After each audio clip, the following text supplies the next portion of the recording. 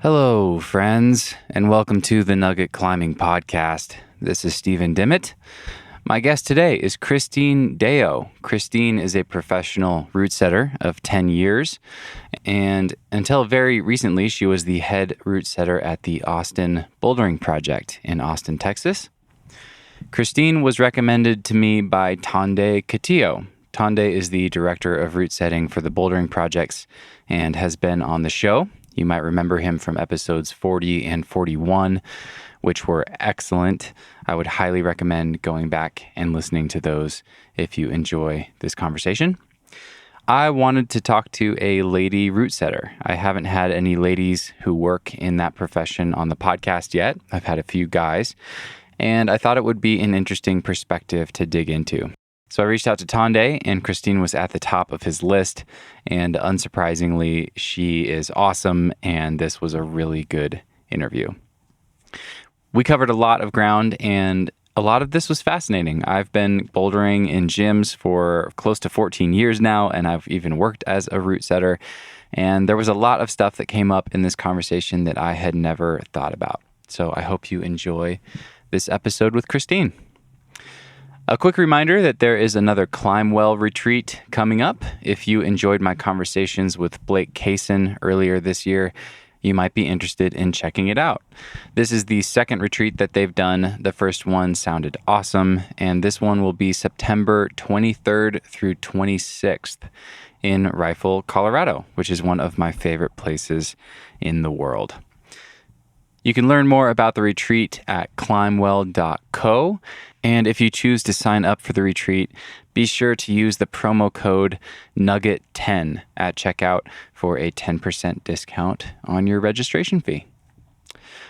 And let me know if you decide to go. I will very likely be in the canyon during that time. Thanks for tuning in, friends. And without further ado, please enjoy this deep dive into the world of setting with Christine Deyo. Cause no one can do it like we do it, like we do it, like we do it. Cause no one can do it like we do it, like we do it, like we do it.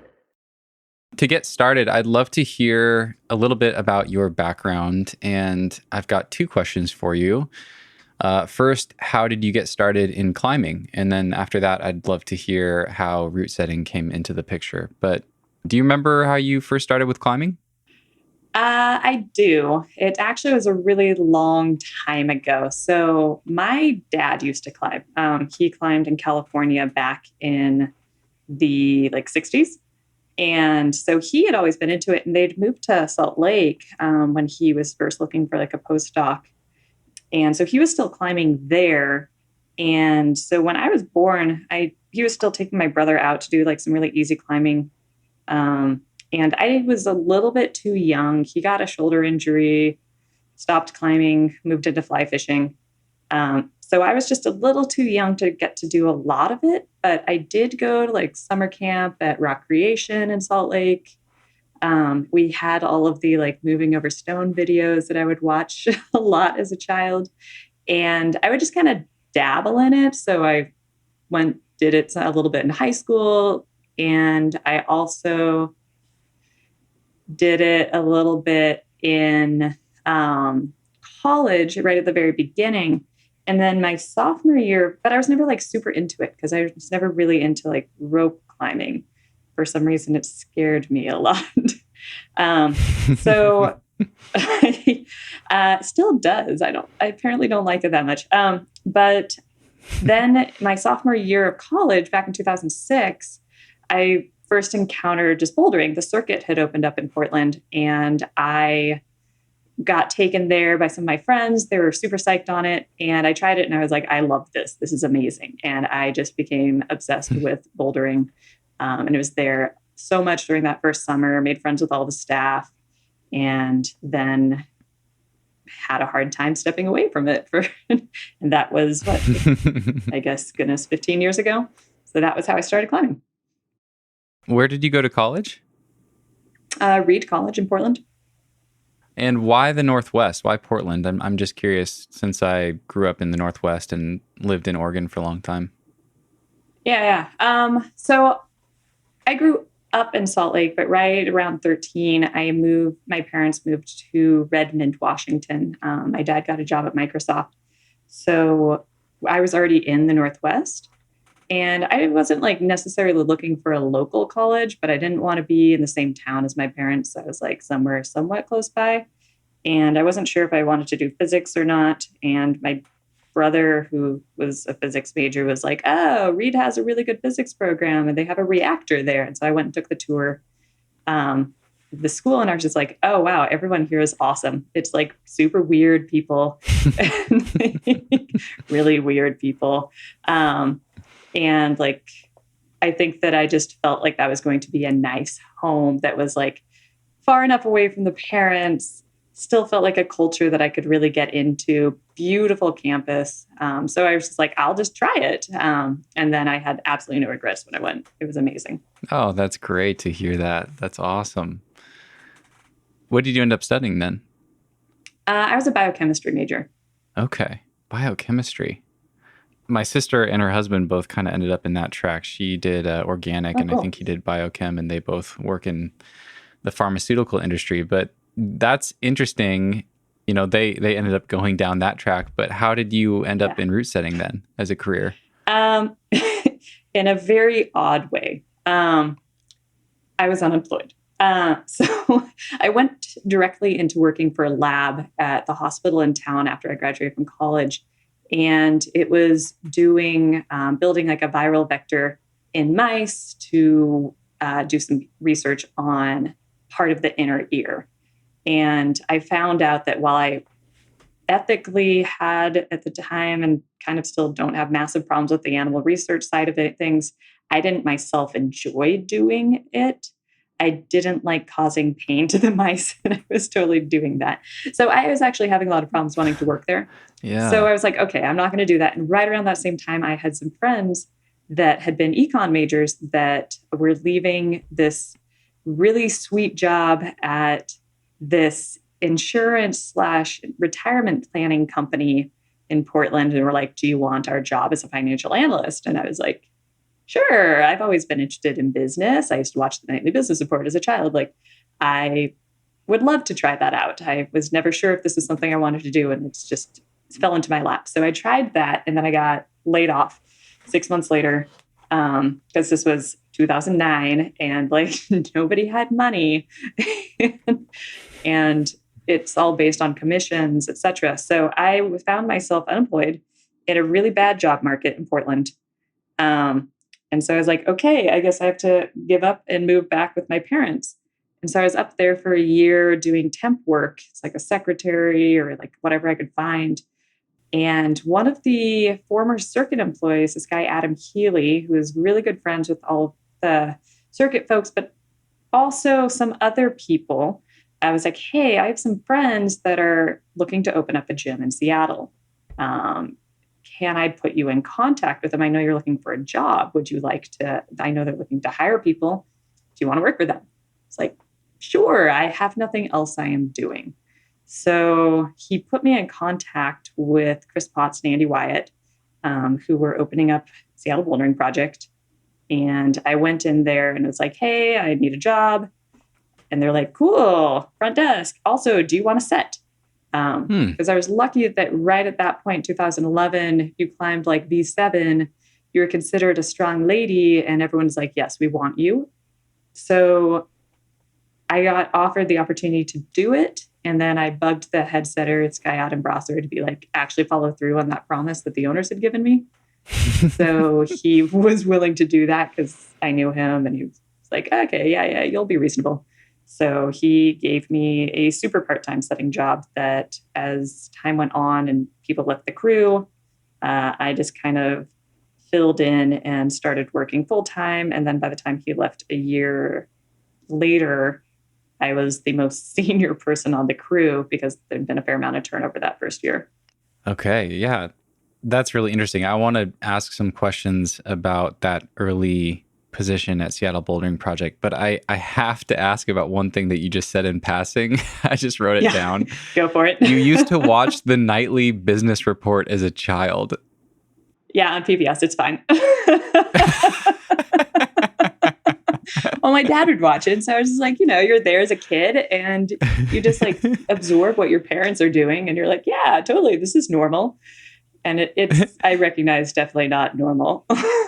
Well, I just am intrigued by it. I mean, none of us are normal, but what was Yeah. it that, was it just because he was watching it and it was just normal to watch it, or did you actually find it interesting? Do you remember? I like learning things. So I actually found it interesting as soon as I was old enough to kind of understand what was going on.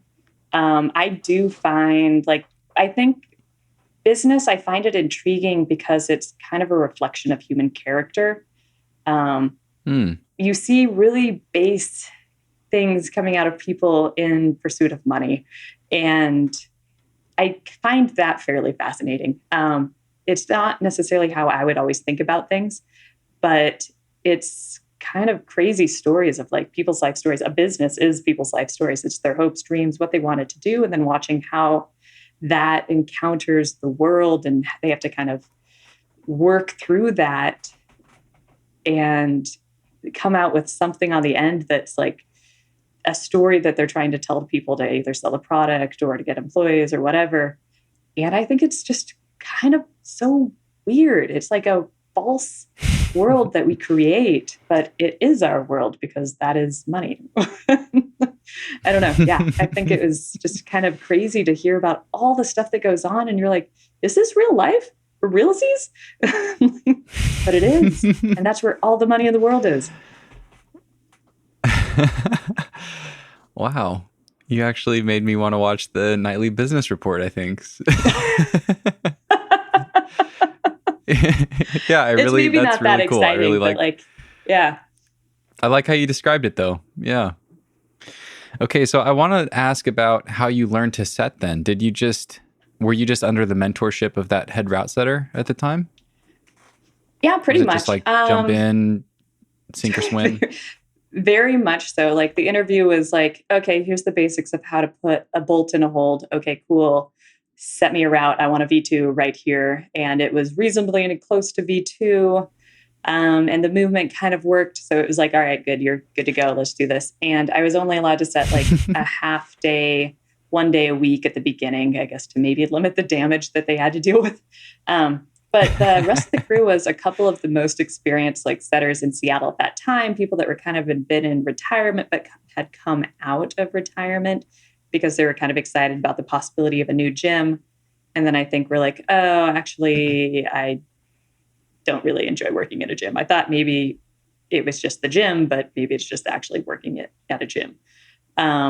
So they had some mentorship involved, but mostly it was the head setter. They were just kind of, we're going to go over here, produce a bunch of our boulders, and then let the head setter kind of deal with what you need to learn. But at that time, the requirements weren't super high. It was mostly if you could hit the grade, and if you had something that flowed reasonably well, the feet were placed where they were supposed to go, and you're not doing anything that's wildly dangerous, you're good to go. And that was kind of the expectation, was just boulders that feel really nice, probably heavily influenced by the fact that the head setter was originally a vertical world setter. And I think that rope setting and the mindset behind rope setting has to be different than the mindset behind bouldering. You can't go crazy in rope setting. It turns really hard, really fast if you try to go too nuts. So I think the emphasis is much more on, does it flow well? Is it the right grade? Is it consistent? And is it still entertaining enough that it doesn't feel like the same move over and over? And if you can do those 4 things, you are a great setter. So it was actually pretty easy to learn initially. I think the majority of the learning I had to do that was much harder came after that. Oh, that's intriguing. I want to bookmark that and come back to that. I'd love to ask how the qualifications for route setting have evolved. You've worked as a head setter for a while down in Austin at the Boulder Project there. Mm-hmm. What are you looking for when you hire a new setter these days? Do they have to have qualifications, certifications? Mm-hmm. Yeah, it's kind of funky. I know that, so if you go onto Climbing Business Journal, you'll see kind of a pattern has emerged of how people are looking for setters. And one of the biggest patterns that I'm seeing is just an increase in the requirements, particularly if they're in a leadership role, for USAC certifications. And I've always found that a little bit funky because the USAC certification system is built to produce competition route setters for USA Climbing. And a lot of their focus is especially youth. The two courses that they offer, like your level 1, your level 2, are very focused on being able to set effectively for youth, and then being able to run a youth comp. And to say that that is a translatable skill to commercial route setting, where the majority of the customers are adults and are not competition climbers, it's a little odd that is, but I also see why that would be happening, because there is no other way for, if you have an owner that's newer to the industry or is just less experienced with setting, how do they evaluate somebody as a setter? You're going to latch on to kind of what is the easiest to understand on a USAC certification. At least somebody's done betting, and they're probably not likely to set something that's going to kill someone. So that's like a good first step. But I don't personally think that that should be the end all. So I know that that's what a lot of people look at, but I don't like to hire based off of USAC certifications. I think that they learn one skill set, and it doesn't mean that they don't have different skill sets. It just means that it tells me only one part about who they are. So if they have them, cool. If they don't have them, cool. I'm mostly looking, when I'm hiring people, for people that have a fair amount of climbing experience. I don't like to hire people that started setting and climbing right at the exact same time, because I think it does something funky to you as a setter. I think it's really one of the values of not setting initially is that you kind of know what it feels like to be a consumer. If you start setting at the same time you start climbing, I think it's really hard to teach people what it is like when you don't know how this problem was put on the wall. And that mindset is very, very valuable for us as setters. We have to be able to put ourselves in that mind of the consumer. And if we never were just a consumer, I don't know how you could easily do that. So I look for people that have a couple years at least of climbing, preferably before they started setting. And then also for people that have a fair amount of outdoor climbing experience, or if they don't have a lot of outdoor climbing experience, kind of are very excited about it. Because that often, I think those people are interested in learning, and those people are interested in exploring new things. And they're also open to discomfort or just not knowing, because you can't control the outside climbing experience as much as you can inside. So I think that's really valuable. And then somebody who has a good personality that's going to be able to mesh with the rest of the team. And so I try to assess all of that in like a phone call before I even bring people in. And then when we bring them into set, because we do a trial set with them before hiring, at that point, I do want to see how they're interacting with the team. How good are they at communicating their ideas? How open to changing ideas are they? Are they open to suggesting to the other setters changes? And then also kind of assessing what their ideas are and their understanding of like basic climbing movement, etc. And if that all seems good, then I'm psyched to hire them if I can afford them. Cool. That was a really good answer. Yeah, that's all really interesting. I want to go back to the thing that we bookmarked a second ago. What have been some of the chapters in your own setting, or I guess you just mentioned a lot of your learning or growth as a setter yourself came later. Are there specific people or experiences or chapters in your setting in your career that you would point to for that you can expand on? Totally. I think one of the big key ones is Tonde. He came to, I remember the first week that he came, he was doing his kind of trial interview with us. He had been put in contact with the SVP by Mike Helt back in like the fall of 2012. And Mike was like, yeah, there's this French setter that's floating around that's kind of looking to move to the US. because we had at the time a much more professionalized setting industry. So they brought Tonde in to work with us on our big comp that fall.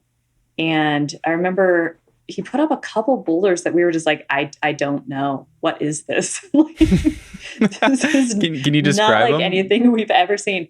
Like, what was the character? Yeah. So he had a crazy, I don't remember if he set the dyno or if Brett set the dyno, but there was this crazy dyno in finals that was like the scariest looking sideways jump ever. It was horrifying. And then there was a boulder that he put on, like a really short top out boulder that it was like 4 holds, and it was bad slopers that I remember the grade was supposedly low and there was like no clues as to how to climb it. It was just these holds that looked like none of them would work together. And I remember projecting that thing after the competition for like weeks. And then finally figuring something out. And I wish I could remember what the small like key was, but suddenly it was like easy. And I was like, what was that? Like, how was this so hard yet suddenly so easy? I don't get it. And then he set another one that was just like this easy boulder that was like 30 holds on this easy boulder. And it was super short and all the holds were touching. And he made it, what stood out about that one is when we were forerunning it, because it was supposed to be for like the child portion of the comp, he was like forwarding it like a child. And he was like super scrunched down and was like just doing reaches of a child. And you were like, that's weird. I've never seen somebody forward like that before, but it made sense. It totally made sense. But it was kind of the first time I'd been exposed to the idea of like actually trying to put yourself more in the mindset of that, not memorizing this hold is V1, this hold is V2, but rather like trying to act like that level of climber and seeing how the climb felt rather than just memorizing which holds go to what. So that was an interesting competition. I also felt really like Tonde was very nice because I still felt very new to setting, and in the comps we would bring in all these experienced setters, and he went out of his way to like talk to me as a female setter and be like, I had a bunch of guys coming up to me during that year when we were looking to hire setters, and they were like, I just want you to know that like women are really valuable. And you're like, thank you for explaining that to me. But Tonde never did that. He treated me like a setter, not like a female setter. And that was really refreshing. So I think that was the other thing that was really cool was it was kind of the first person that was like, you have potential to be a good setter. We can talk about like how the gender plays into that because we can't ignore that as an experience. But first and foremost, you're a setter. So that was really eye-opening. And then getting to work with him and work on climbing training with him did a lot for my climbing, did a lot for my perspective of what setters are to people that are climbing in our gyms. And so that was kind of like the big chapter was Tonde. Hence probably why he told you to reach out because like I've worked with him for a long time, and I'm flattered that he thought of that. But yeah, I'll always see him as one of my main mentors in setting. But a couple other ones that have been pretty useful is Tonde has put us in contact with a couple of guest setters that I have then used to kind of expand my own time with them. So he put us me in contact with this French setter, Florian Escoffier, who he had brought in for like a guest set while Tonde was still head setter at SBP. And Florian was there for, I think, a month almost. And he's an amazing setter, really, really good. And I brought him back when I moved down to Austin. I had brought Florian and then one of his coworkers, this guy Thibaut, the scorer, who is probably one of the greatest setters that has ever existed. Nobody just knows about him. But both of them are so good. And getting to work with them for a couple of weeks was like eye-opening on how to run a program because they were running the setting at a couple gyms, the Arcos gyms in Paris, and they were in charge of the setting there. And this is a gym that is often treated as like a training gym for the French national team. Like the World Cup climbers are going there and they have circuits that are so hard. And they're crazy. Like I have had the opportunity to climb at Arcos gym just once. And I had my mind just blown by so many climbs that I got on where you're like, I would never have thought to set this. This is insane. And so having Florian, and we've brought him back since for a guest set as well, as a resource to talk to about like circuit design and training of setters and kind of even just volume usage, and having that resource of like the French setting perspective has been really cool as well. So that's maybe another chapter of like what the French setters have been able to teach. Because they even put me in contact with, like, I had the opportunity to go set at Karma with like Jackie Godoff a couple times. Oh, wow. And learn from him. And it was like, that's really cool. Like, I can go hang out with the French setters. So that was probably, the second big chapter of a lot of learning of just kind of what it means to be a more experienced setter and how I can start expanding, like sending that knowledge out into the world, I think was a lot of what the French were really focused on. And then the last really cool, like the one I'm kind of currently in. So in 2019, I had the opportunity to travel out to Tokyo, and some of the other guest setters that we had brought in by Tonde initially were Japanese setters. And because Tonde has a very solid base of connections in Japan. And he had put me in contact with some of them, and I ended up reaching out to them saying, hey, I'm going to be in Japan for this month. And they were like, do you want to come set with us? And so I'm just going to go with the Japanese setters are crazy. They are crazy in like an opposite way from the French setters. Like what I had been taught by the French world to set, you go to Japan and they're like, I don't understand what you're setting. But then you're like, I don't understand what you're setting. Like your stuff's even weirder. It requires so much strength, and it looks like it shouldn't, but it is so hard. And how they move is they're so confident, and they have like they just try so hard. And I got owned the entire time I was there. I set for like a youth comp, and I got like shown up so hard by like an 8-year-old. And I was like, well, that'll happen. Things. That's it'll happen to the best of us. It was a crazy dyno, and this kid was just like crushing it. And you're like, I think that we undersell our American children on their climbing abilities. And I see why Japan's going to be in charge, like ahead of all of the rest of us for quite some time. This is what's coming up through the system. Holy shit. But I got to meet, some other setters that you're like, these are maybe some of the strongest people I've ever run into. And nobody knows who they are because they're not on the Japanese national team. But they were really cool to set with. There's like massive language barrier, but you don't really need to be able to speak the same language on the setting team, just enough to be able to kind of basically communicate. And then after that, being around them, I think right now I push a lot of exploration in my setting, that there's a lot of attempt to recreate some of the feelings on the climbs that I had there, where you're like, this is impossible. This is totally impossible. It's still impossible, but if I try harder, it becomes possible. And if I fear less, it becomes possible. So that's the story of my settings saga so far. Oh, that's great. And I would love to ask you, you said something interesting. You're talking about these two French climbers, these two French setters. What were their names again? Florian Escoffier and Thibaut Lescour. Okay, and Thibaut. You just talked about how good they were.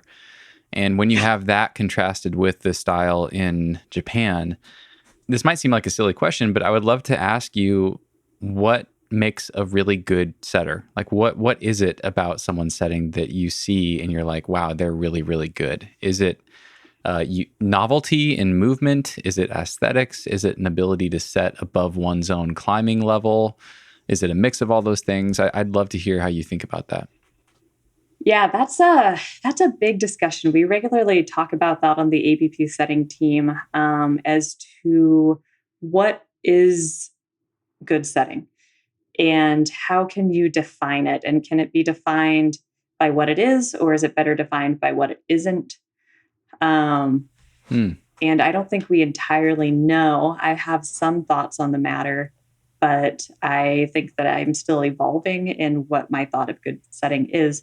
Definitely a big part of it is novelty of movement. I think what stands out for both the Japanese and the French setting is, and perhaps it's less novel for them, I don't know, but the kind of one of the joys of, I think, going outside is that there's just such a variety of movement, and even something that looks like it should be pretty basic often isn't. And I hope that one of our goals in indoor setting is to kind of reproduce the experience of outdoors for people that don't necessarily have the access to it easily. That we would be prioritizing stuff that has that same kind of surprise of, this is something, I think I know what it is. Oh, no, I don't. And there's something to be learned here. And it is something that my brain actually has to turn on and start thinking about what I'm doing. And even it might not have the answer, but if I try enough different things and get creative enough, or talk to friends and make new friends, or watch people, I will learn something and I will be a better climber for it. And that, I don't know if that's, I'm pretty sure that that's not solidly universally agreed upon. I know some people think that setting should be for just getting stronger, or just for providing something for a climber to come in and experience without really thinking too much about what it's doing for that person. But I have a hard time wanting to set if that is the only answer. I think I prefer that it be something of, we are providing a skill set to a climber. And I think for any climber that says, oh, no, that stuff's not for training outside, it's like, that's a lie. Have you climbed outside? Like, there's a lot of subtleties to be learned, even in what certain areas don't have as much. They're a little bit more grab and pull, but I think that's just a narrow definition and a narrow exposure to outdoor climbing then. So I think, novelty of movement is pretty key. Aesthetics, I think, has to be thrown in there. It is like, we are drawn to something about the climb when we're first looking at it, whether that be what our imagination creates when they see it. Are we imagining the movement, or whether it just really is a beautiful climb. The question is, what is a good aesthetic? And I mean, that one again is going to depend on the individual. Some people don't want to look at a climb if it's under 15 feet. Some people only want to look at slopers and like, this is impossible. I don't know what I would do. That's attractive to me somehow. Or some people might only think certain styles of climbs or like certain styles of rock are attractive or something. So the aesthetics definitely plays a part, but I think that comes after kind of the function of the climb. But I think the best setting will marry the two. It is fully functional. It is teaching something to the climbers. It is following all kind of like basic design principles of things are usable. We are building in the usages of the holds into how we think the climb's going to be done. We're not throwing in other random ways it could be done that we're just forgetting about. Like, we're using the right holds for the move, no more, no less, is one of my big ones, is that there are basic design principles, and I think that applies to setting. And if you are following your basic design principles and there's not extraneous things, there's not stuff that's usable in ways that shouldn't be usable, and we're kind of following the natural usage that people are going to stumble upon, then I think if we're following those design principles, we will not do something bad. And that's be a little bit of like defining quality by what it isn't. If it's not poorly designed, then is it perhaps well designed? So following design, some aesthetics, novelty of movement, and then also kind of how it's working within circuits and that more holistic viewpoint across the gym. I think to say that you could just say that setters can ignore the more global view of what's happening in the gym, I think is false. We should know. And because people climb more than one climb when they come in. Even in comps, people climb more than one climb. So we have to watch how each individual climb is interacting with the others that it's supposed to be interacting with.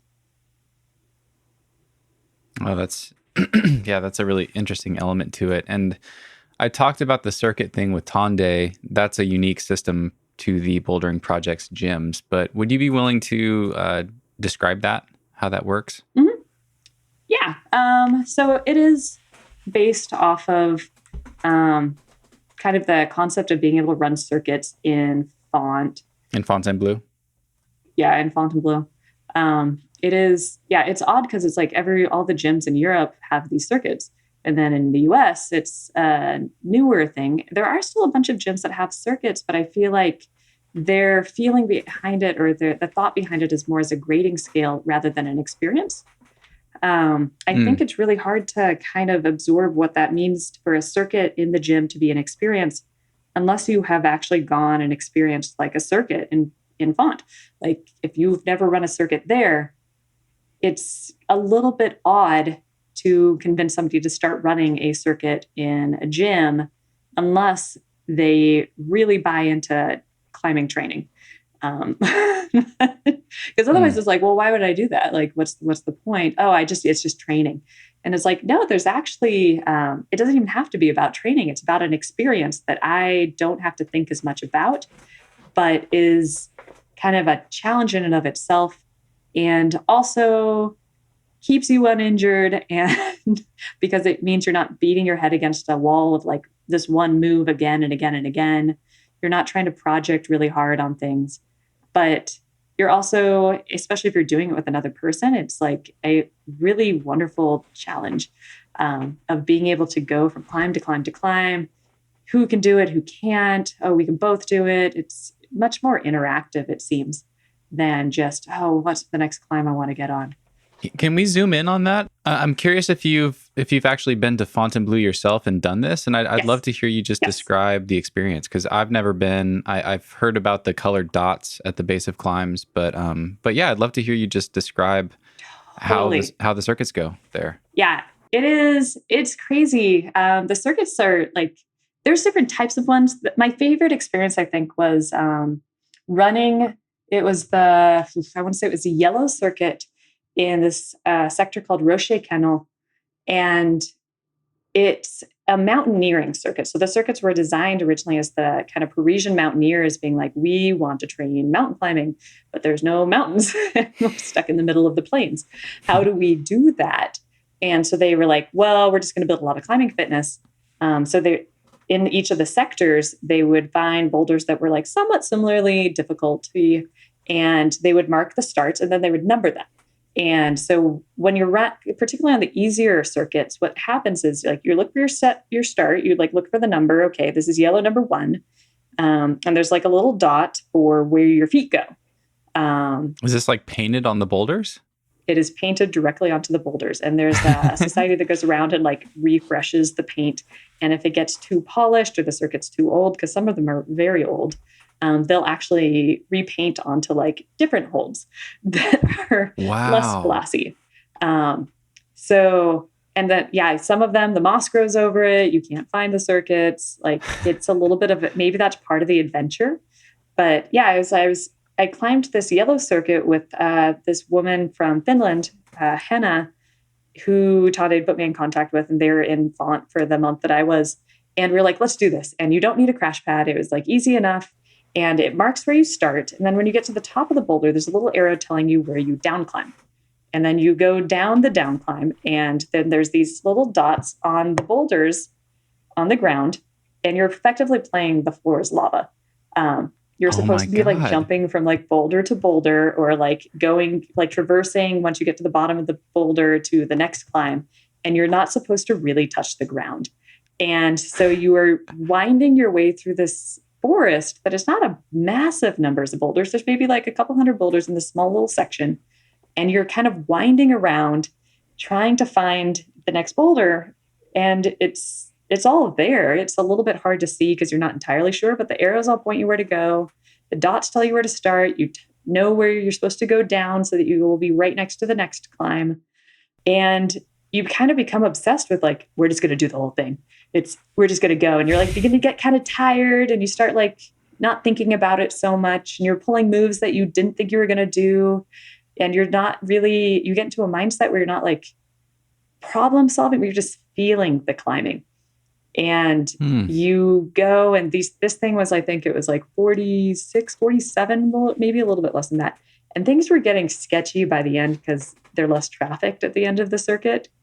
And it was like definitely some like potential death falls if you like slipped on the lichen and you're like, well, here goes. And they're all super easy, but you're like kind of thinking about that. But it will teach you so much about climbing movement to do that. And it's like you get done and you're like, I want to do it again. I want to do it at a different circuit now. And it's like, I don't know necessarily quite how to describe it other than I'm sure alpinists would probably feel that sense of it. It's like a sense of adventure added into the just individual challenges of the individual boulders. And I think we boulderers don't get to experience that so often. And so to say that is still very much a part of climbing, and adventure doesn't come just from going out into some wilderness. Adventure can come in some other smaller form of just a larger challenge that has smaller individual challenges associated with it.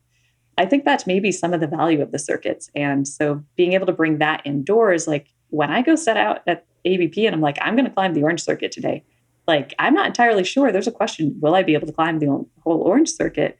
Is there going to be one that like, especially if I limit myself to like one tribe or climb, like which ones can I do? Which ones can't I do? Oh, that one's coming up.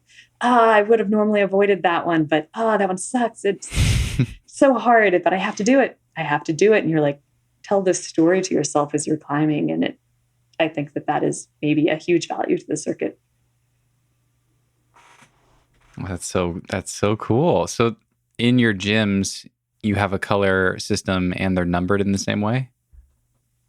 We don't number them. And that would be, we've toyed with the idea. I don't know if the BPs would be like massively into us doing it. I've toyed with doing that at ABP for a while there of what if we did number them?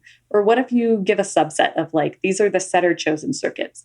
So if you climb this level, we would suggest, and maybe we'll switch it up and it's not all one color this time, but like having chosen circuits that people can experience and play with.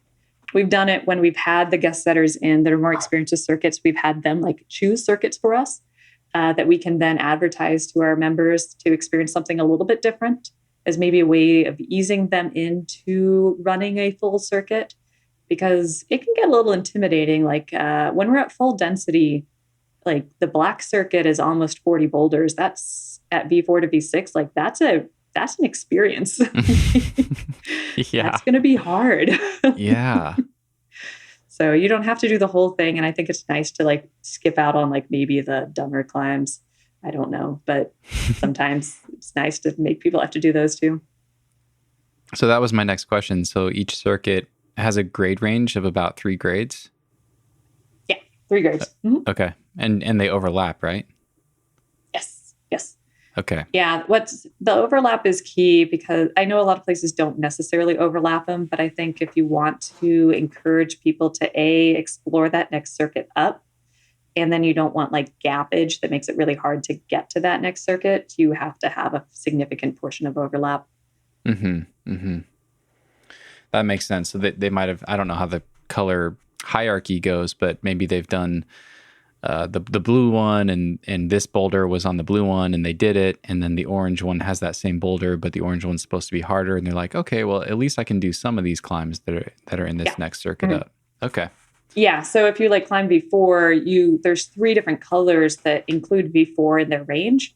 So you don't know. If we don't put the grades on them, which we don't, then you have no idea what the difficulty of this climb you're going up to. So you're going to automatically be exposed to a wider variety of grades and climbing styles.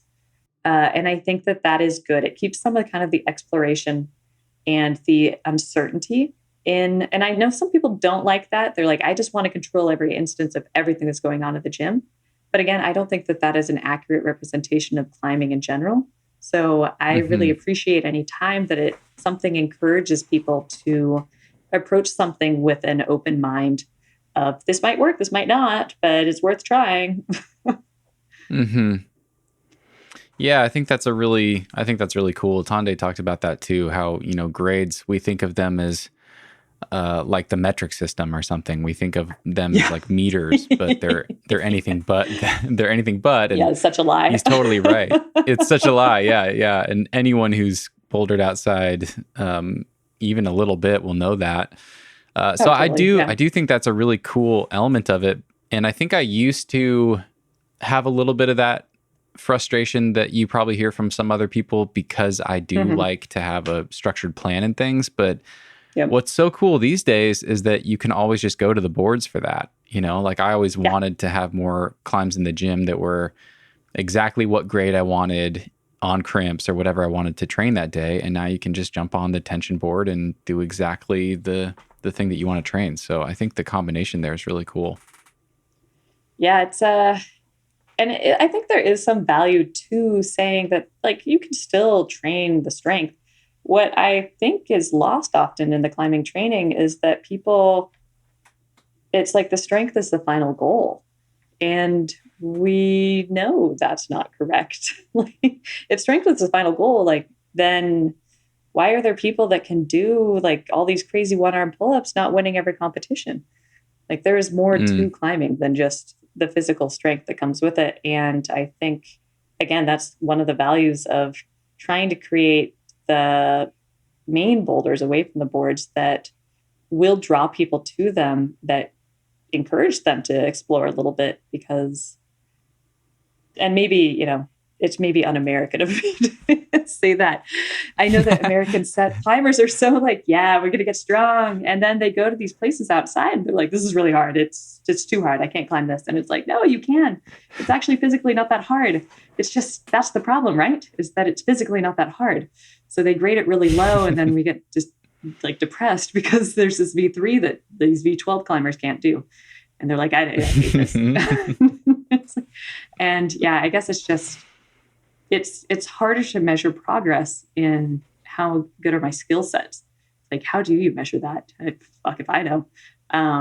You can only measure it over like a much longer time period. So I think that just we're so used to immediate gratification of like seeing improvement week to week almost, that I think that is, it's the draw of the boards and it's the draw of just the physical strength training. But I think that is detrimental to many people's climbing development, honestly.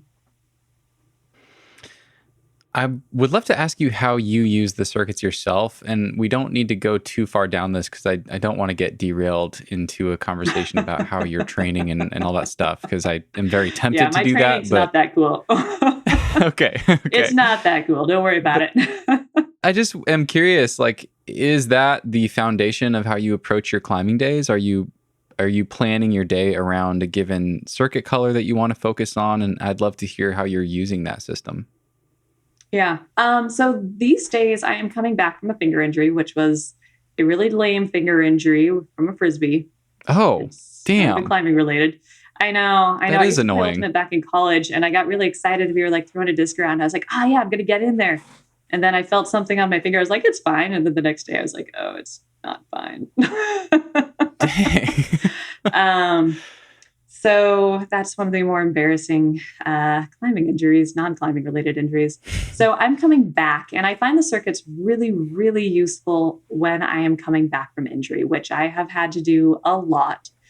And I think what's nice is that it's super tempting when you're coming back from injury to shortcut the process. And the circuits are really nice for being able to kind of turn off my brain on making choices, which takes away the choice of, well, I could try something harder. It's like, no, actually, the sane me goes, you're going to do the green circuit today. It's V1 to V3. You're not going to put yourself in that much trouble. You're probably not going to encounter anything that's going to hurt you on this circuit. So you just do the green circuit. And it's very easy to stick to that when rehabbing. And what I like about it is I'm actually finding right now, we've been setting a lot of like dynos in the green and purple circuits recently, even in red for a month there, which is our like easiest circuit. And I don't like dynoing, but I've been running the circuit so much over the past 2 months that I have actually become much more comfortable with that style of movement. And I think that is a value to it for the training for me. is that now I'm kind of psyched to continue running them because it is good to remind myself of the diversity of the movement and be forced to get on things that I don't necessarily want to get on. It is very tempting to, once I feel healthy, jump back to just like playing on the hard stuff that looks fun. But I think for my own health as a climber and my own learning, the circuits are something that I have to make myself stick with. Even though they're scary. It's like there is an intimidation factor that when you get to the higher circuits and you start having to question, am I going to succeed? Am I going to fail? And I have to start working through that mental process. If it's a circuit that I should be able to do every climb, but I'm not 100% sure, it actually kicks me into the same mindset that I get when I would do any competitions of you're really facing doubt. And you're facing it on something that you don't have an easy excuse of saying it's too hard for me. You're just like, maybe I'm a little bit tired, but I should be able to do this. And I think, at least for my own mental confidence in climbing, the circuits are really good for me there. Yeah. I want to ask a couple listener questions real quick because I think they're good. And if I don't do it now, we might not ever get to them. And I had one from Joe that I think we already covered. He was curious about climbing, in different places of the world and kind of collaborating with other cultures and stuff in our setting. And I think we talked about that. I have one from Tyler, and we've kind of touched on this too, but we didn't talk about one element of it. So I'll ask this one. He writes, many gyms have increasingly embraced a more parkour setting style popularized in comps. My local gym has taken this a bit too far, in my opinion. Often I have to scour the gym for a single crimp problem or any sort of movement resembling what I climb outside. What are your thoughts on this style of setting, and how do you strike a balance between the popular parkour style and the type of movement more often found on real rock? It's funny because you actually do encounter that stuff outside. You just have to go to different spots. It's obviously much less prominent, but like I know run and jumps and like crazy dynos like that in Font, they exist. Even in like Leavenworth, we had one that like it was it's an easier boulder if you do it as a massive like runway run and jump. It's this boulder called Pretty Boy that like it's a really hard like sloper climb if you want to do it that way. But multiple times I've been with crews where everyone's like, you know what the easiest answer is? Just run up the wall. So it happens outside too. But I think that is another advantage of the circuits is that it's much easier as a head setter to be able to look at what the offerings in the gym are. If you can break it down by circuit, then you can kind of begin to examine what is the diversity. And if the goal is a diverse circuit, then you start monitoring, okay, how many dynos do we have in blue? Oh, there's like 5. Okay, well, there's 30 blues. Okay, that's the 6th of the set. Are they all different? Oh, they're all the same. Okay. This is, maybe we tone it down a little bit. And if everyone's running circuits, then you're kind of getting, when you run that circuit, you're kind of experiencing what if AB, for us, the blue circuits V5 to V7. We know generally what a V5 to V7 climber is going to be experiencing. If I run like the blue and the surrounding circuits, then I know what they're going to run into in the gym. And if I'm monitoring the diversity of those 3 circuits, then I can monitor the diversity of the gym as a whole for that climber. So that makes it easy to say, what is missing? What haven't you not had in a while? It's easy to coach the setters into that. They can even wander around. It's really easy rather than looking at grades and trying to keep track of that. It's quite simple to walk the walls and go, okay, let's look at all the blues. Okay, this is kind of the sense we're seeing. A lot of really big holds, maybe not so many small ones. Let's do that. Or there's no volume climbs. We need something that has a lot more volume pulling or standing on volumes, or the feet are all really big. Can we make some smaller feet? Or too many dynos or not enough dynos. I didn't actually see one. All the blues are in the steep walls. Where did all our blue slab climbs go? That's really weird. we need to monitor that. So the circuits help a lot with maintaining that diversity. I think it can be done without the circuits, but I think it is a little bit harder. There's something really nice about tying a color in that makes it easier for your brain to hold on to that information than walking the walls and being like, let me look at every V5. Because then even from a distance, you're like, fuck, what was that grade on that one? Like, I can just look at the gym and see what the blue circuit is doing. So, so that's my thoughts on diversity. Is I think that we should have as diverse as possible, and that's just sometimes really hard to do. I don't dislike the parkour style that they're referring to. I think it teaches a lot of lessons on commitment in your climbing, of dealing with failure.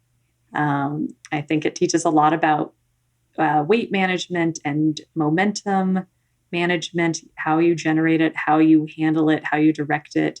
And these are all necessary in certain movements. Like you take parkour, it's like the crazy big movement. But I think what you'll see a lot in like the Japanese climbing, for example, is that they take the lessons that are learned in those bigger motions and they apply them in these individual smaller movements that we could power through potentially. But if you can throw momentum into the system, it actually gets you through a really difficult moment much more easily. So I think the skills that are learned in that parkour style are very, very applicable to the other styles of climbing.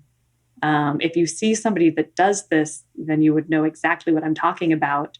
Some climbers just kind of seem to like be able to switch their weight really quickly from position to position. And they're doing that exact same building of momentum somehow, managing its direction and stopping it. And they're doing it in like really small movements. And if you think about how bad those holds are that they're potentially doing this on, it's like, oh, wow. Okay, actually, I see what you're doing there. You're going from stable position to stable position as quickly as possible. And it is just, it's not as showy, but it's the exact same thing. So maybe that's a way that people that don't like the parkour style could think about its value to them as a climber. But I don't like to rank one style of climbing over another. I think they're all climbing and they're all valuable.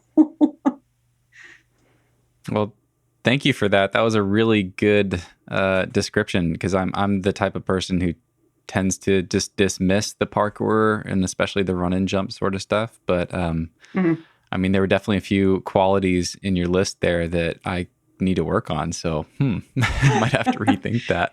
That was one of the things that I learned from watching the Japanese climbers and the Japanese setters, is that is what they're so good at. And that's why, I mean, partially that's probably why they're doing so well at the World Cups, is that they are very good at like generating and managing that momentum and directing it. But working with them and watching them on things that like are just tiny little movements, you're like, whoa, wow, that looks like that shouldn't be hard. But when I tried it, it felt impossible. But then you're doing it and I'm seeing what you're doing and I can't reproduce it because I'm not very good at generating momentum really quickly in the right direction. When you said weight management, is that what you mean? Like shifting your weight really quickly? Yeah. And which limbs it's coming from, and which foot you're even focused over. And yeah, I've just never heard that phrase in that context, but that makes sense. It's a cool phrase. So I'm reading Joe's question again, and there's part of it we haven't really touched on. Okay, yeah, I knew I missed something. Are there ways that setters... this was a different question that I skipped over. Are there ways that setters around the world can collaborate more as far as what gym and competition routes look like? Do you have thoughts on that? Meaning like getting the gym and competition setters to talk to each other? Yeah, I guess how do I want to clarify that question?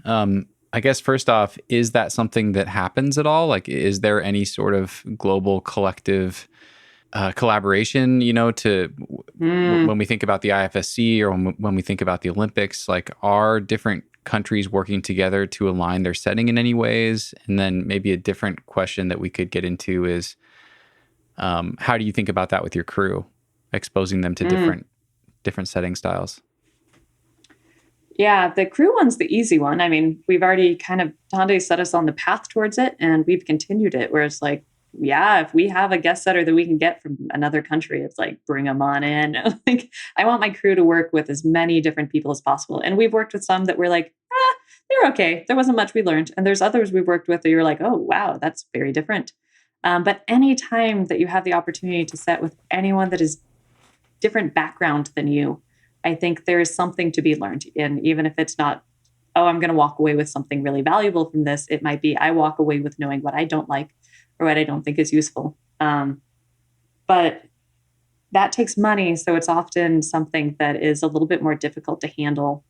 We definitely also run into like visa issues and what are the ways to kind of like sneak around being able to bring somebody in to set and pay them, but also not run afoul of all of the taxation rules and immigration rules that exist. So that definitely makes it trickier. I think it's a bit easier if you're not in the US. We have some of the stricter rules surrounding that. But as for whether there is collaboration that happens between the countries, I think a little bit less than we would hope there would be. It does occur. I think some countries are looking outside of themselves for kind of inspiration on how they can grow their program. Like, honestly, that's where Tonde's connection to Japan comes from, is that I think the Japanese Federation had reached out to Tonde.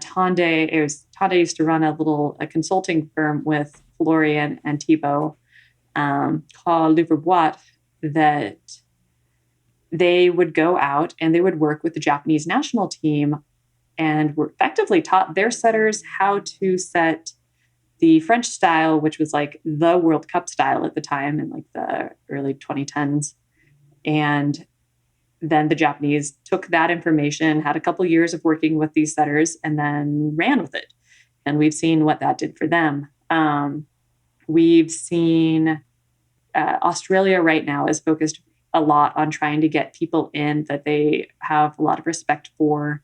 That is why Tonde's headed there or went there, is that they were like very excited to have him. They're like, you are good. We want to grow our program. We're effectively guaranteed a Olympic berth. So we want to make sure our climbers are like ready to go. Let's do this. So that exists. And I think that you'll find like the local setters are all very interested in wherever you travel, they want to work with outside setters. But I don't think the federations are putting a lot of effort into working with one another.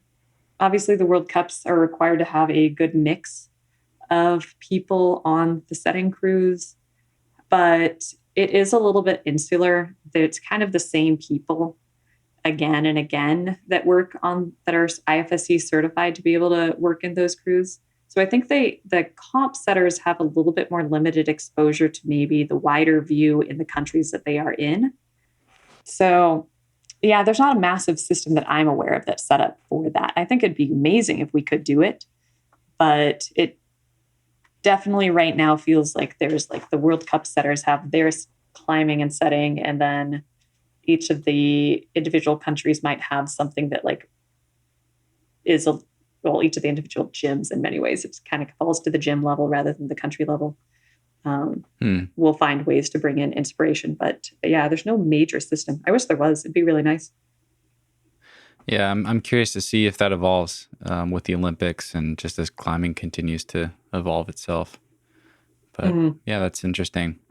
I have one more listener question that I want to hit, and this one's going to feel like a little bit of a right turn here, but okay. I thought it was really good. It's it's a question that I didn't think to ask because have done some setting. I've been in climbing and in the scene longer and have known setters, and but it's a really good question. This one's from Tim.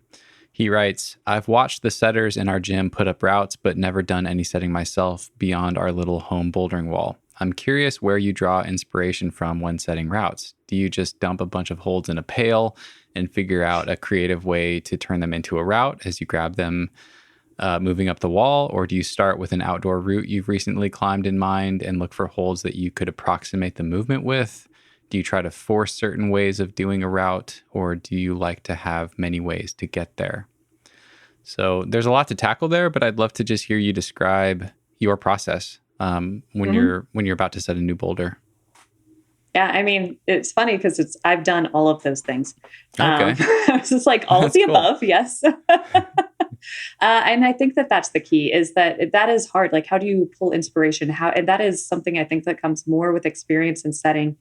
I remember I found it so hard when I first started. I actually would do homework before going into the setting days because I was like, I have to set like 7 boulders and I have no idea at what I'm going to put up. And I think one of the initial things that people think about first is, I'm going to imitate. I'm going to imitate an outdoor boulder that I saw, or I'm going to imitate that indoor boulder that I saw that I thought was really cool.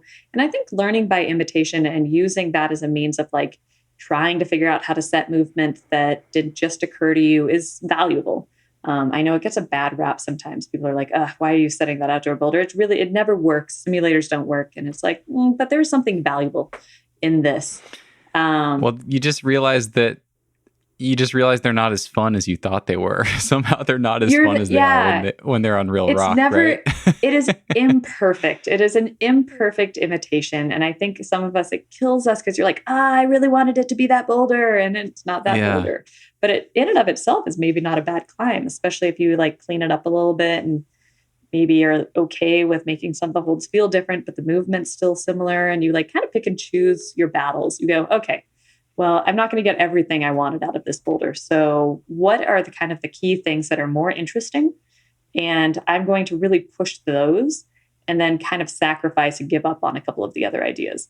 Maybe I really, really, really want a dyno with a toe hook catch. Maybe I just have to settle for it being a dyno and then try the toe hook catch another day because it's just not working. We'll just go with the dyno. And I think a lot of like commercial setting is being able to make those compromises, recognizing a good idea when you see it and being willing to kind of give up on what the original idea was and moving like full speed ahead towards what that better idea is as you're running. So kind of having that open, flexible mind. But yeah, I used to have to watch, I'd go on to, this is back when Dead Point magazine was still a thing. If everyone is still that is listening. I do. I remember. I was like, you know what I'm talking about. So I used to go on and have that video section and I would just be like, okay, I'm just going to watch the latest videos. And then if I found something cool, I'd like draw just what move I thought was cool. I'd draw that move with like a little stick figure and some holds. And I'd put on a little note card. I'd be like, come in the next day for setting with my little note cards. And that was how I would get through this. And I would have like a collection and which ones would work for the wall we were working on that day or what holds were available. I would kind of pull from that and just be like, okay, this is my inspiration and I'm going to try towards it. And then I just have to be open to it changing if need be. So that was kind of the initial one. Yeah, it's totally a thing.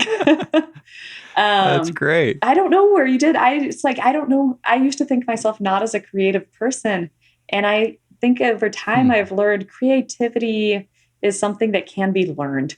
It is possible. It's not an inherent thing. And setting has definitely shown me that. Or cultivated at least, for sure. Yeah, for sure. I think learnable. You know what? I'm going to go with learnable. You think learned? Okay. Cool.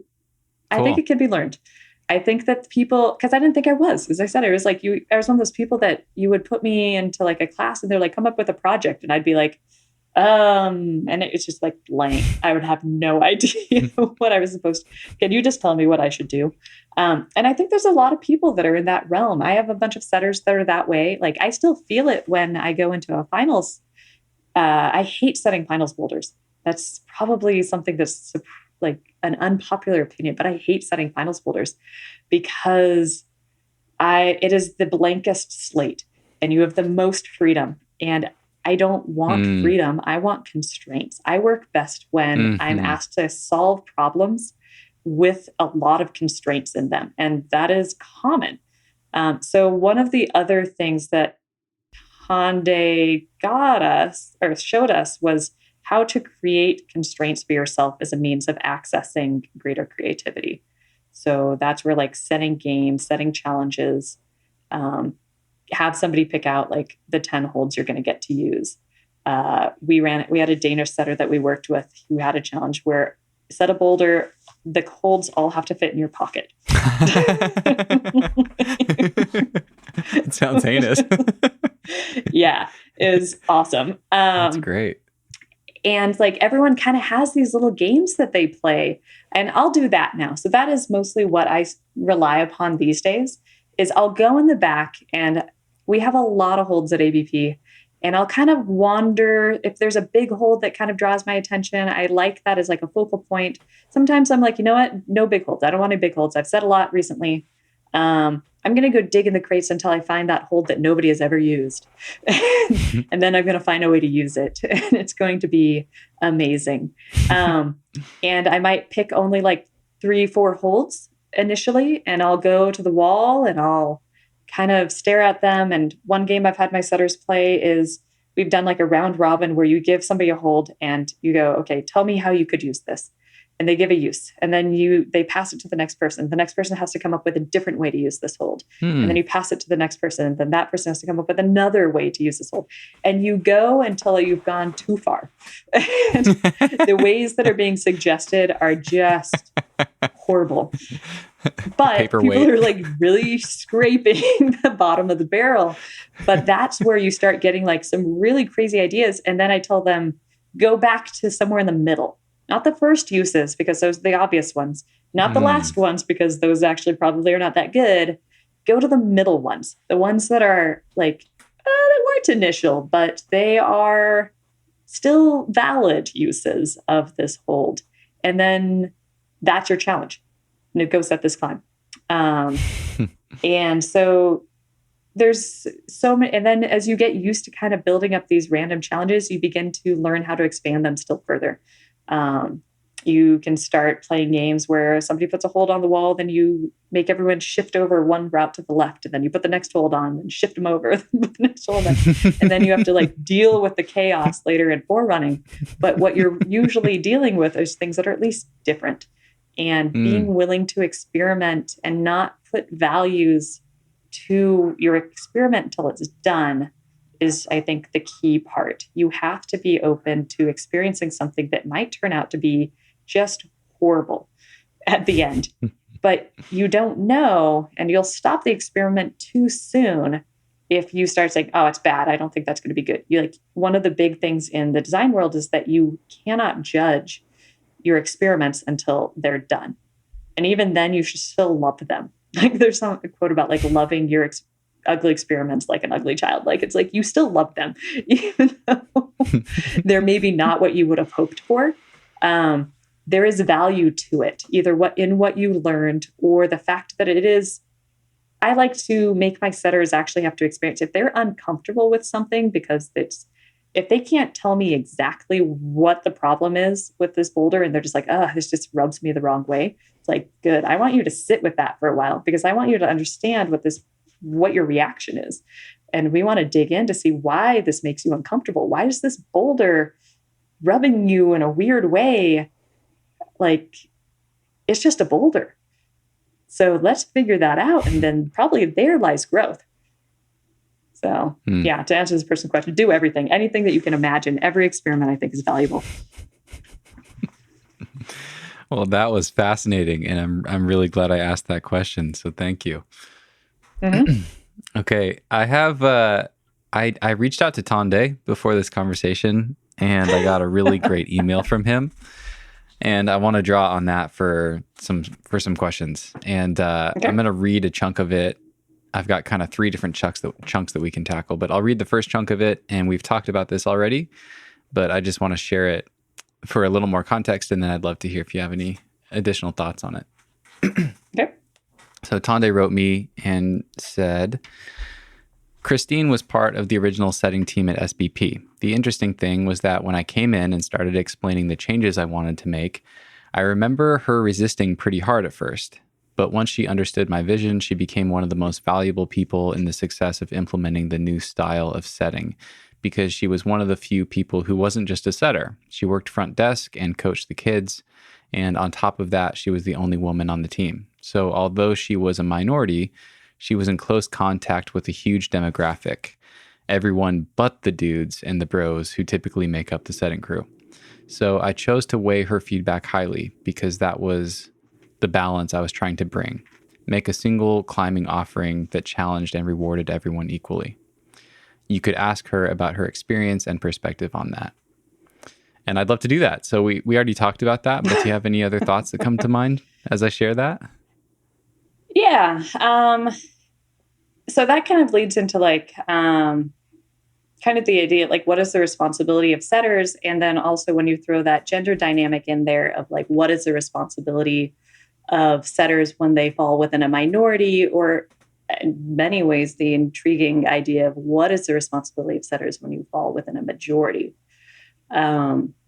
And is representation of the minorities dependent upon having members of those minorities, or is this something that could be accomplished if we all become more aware? And I think that that's been a evolving idea behind it. I know that there's a big push for like, if we're going to have female setters, they're going to be our best way of tapping into our female clients, into the children. They're smaller. They're going to have a better idea and perspective on it. And I don't think that that's necessarily wrong, but I also think that that's such a cop-out.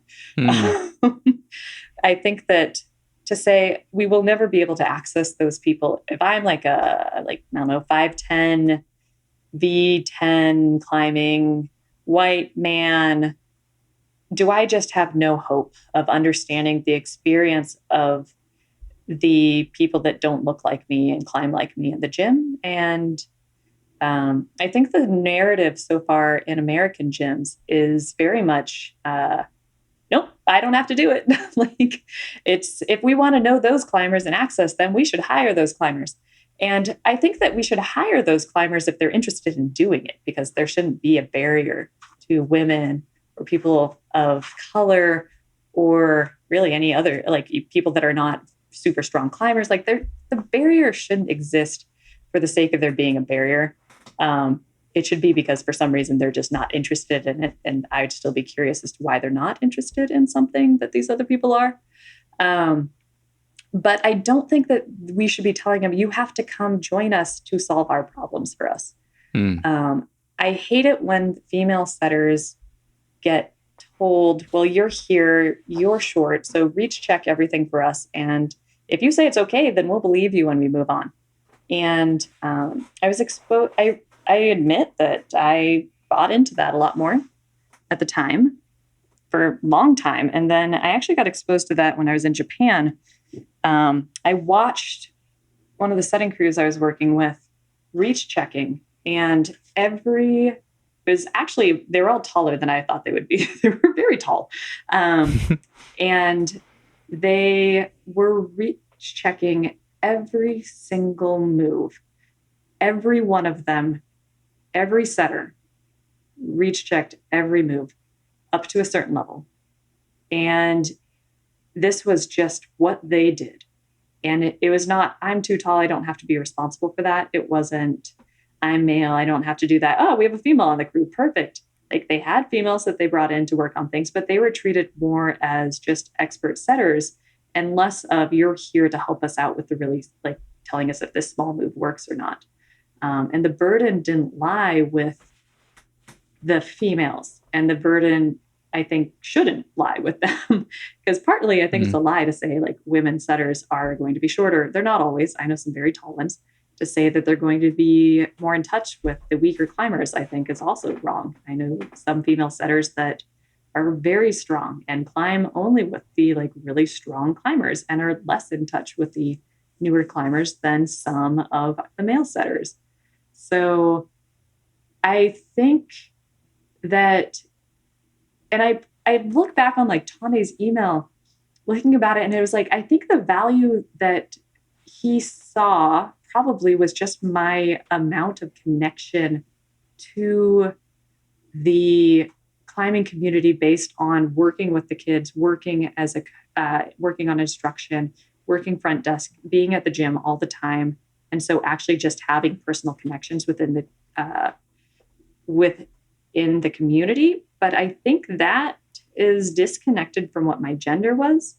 But I think that probably it's not to say it's fully disconnected, but I think at the time, a lot of the male setters were very much like, they have this idea that I will only be a setter. I don't have to make extra money to do anything else. And I think society allows that to kind of happen a little bit.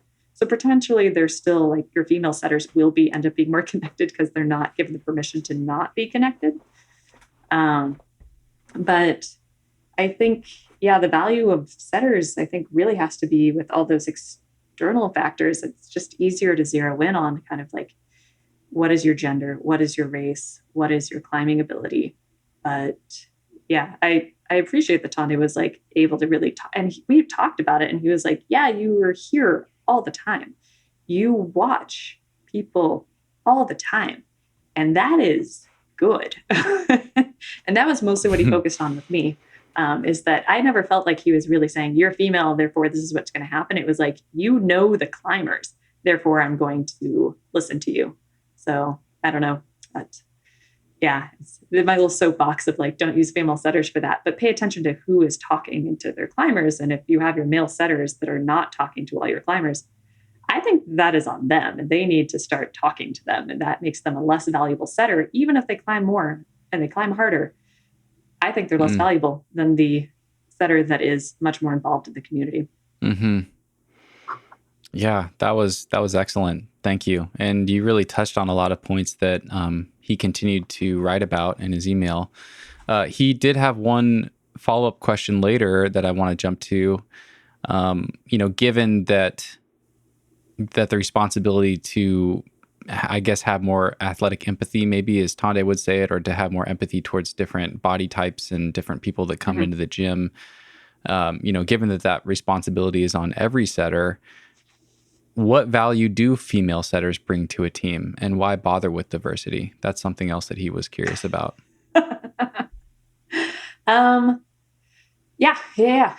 There's definitely some values. I mean, to say that having the different body types is not valuable I think we're not necessary to make it so that all the climbing in the gym works for women. We need them to be a check on the climbing, but I think it is valuable for where the initial ideas are coming from.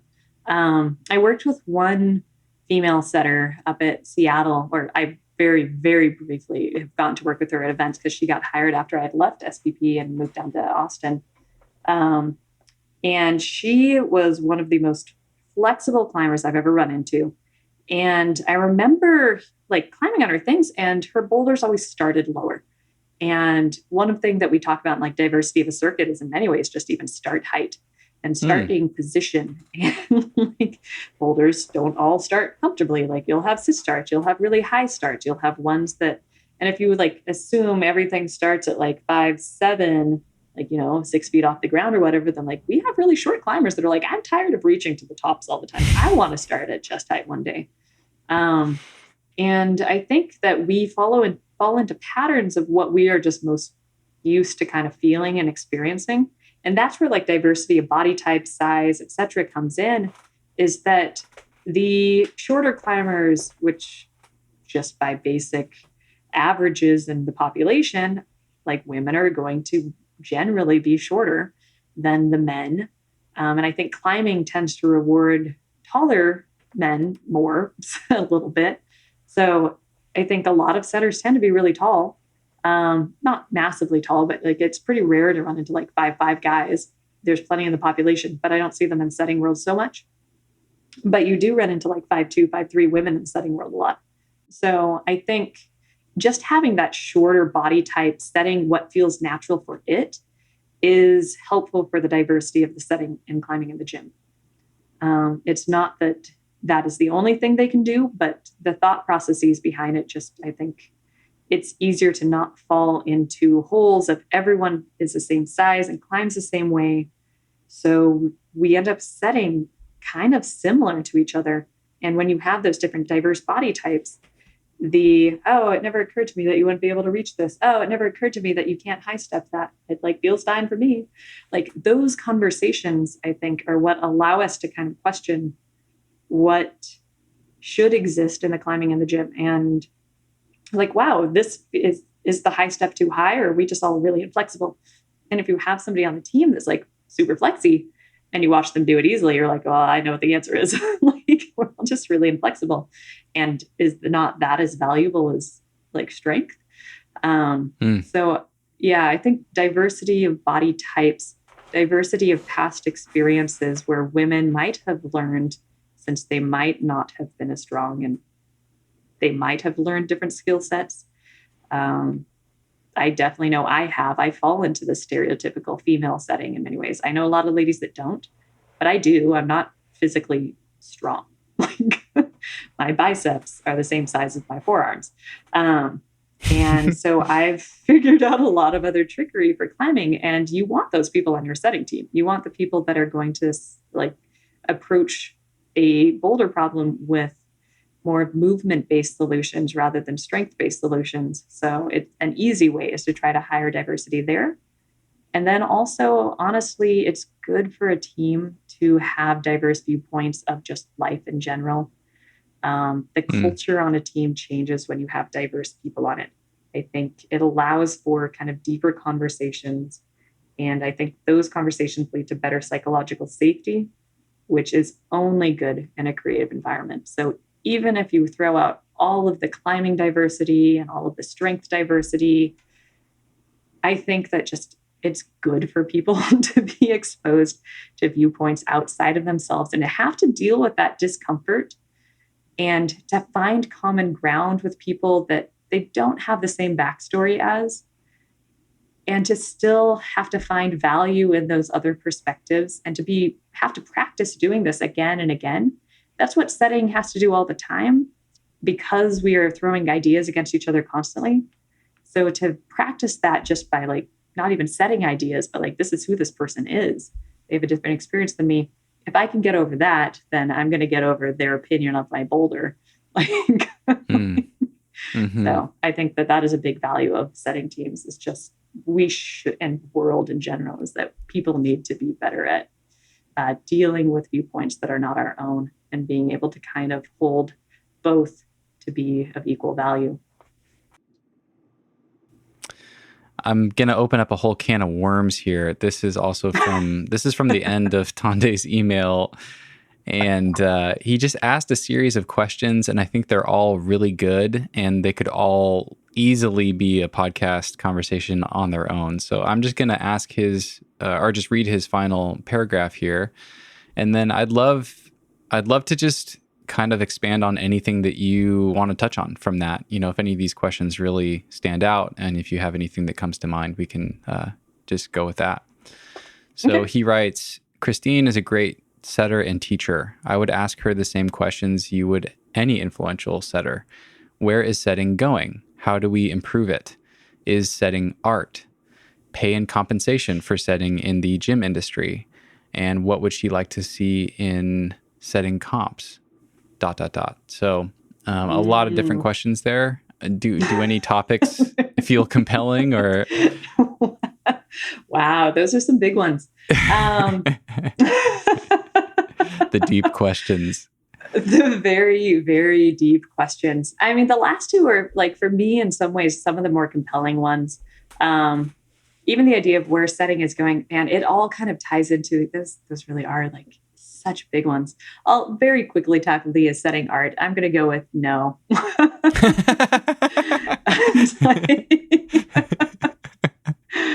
I'm not creative. No, it can't possibly be art. Nope. Well, no, I mean, and that's the distinction. It's like, is it art or is it design? And it does have a use. And I think that is kind of the balance of like, we have to, like, my mind, and I didn't go to art school, so I'm sure that some people that went to art school are probably like going to kill me for this. But in my mind, a lot of what happens in art is very much of this is my vision, and you don't really get to tell somebody what their vision and what they're choosing to create is in art. It is very much owned by them. And that is not setting. Like, our climbs are for somebody. We are making them for someone. And we say, this is ours. I think we are not doing our jobs. It is a cop-out to say, like, yeah, this is what I'm interested in. Cool. But it's like, no. We're creating something for people to experience. And it isn't just like in the way of art experiencing of like, oh, like, you know, when you go around an art gallery and you're like, oh, I don't know what that is. That's interesting. But like in climbing, we're trying to actually have a purpose to it. Like, I don't know why I would put up a boulder that I'm not trying to have people learn something from or experience a very specific thing from.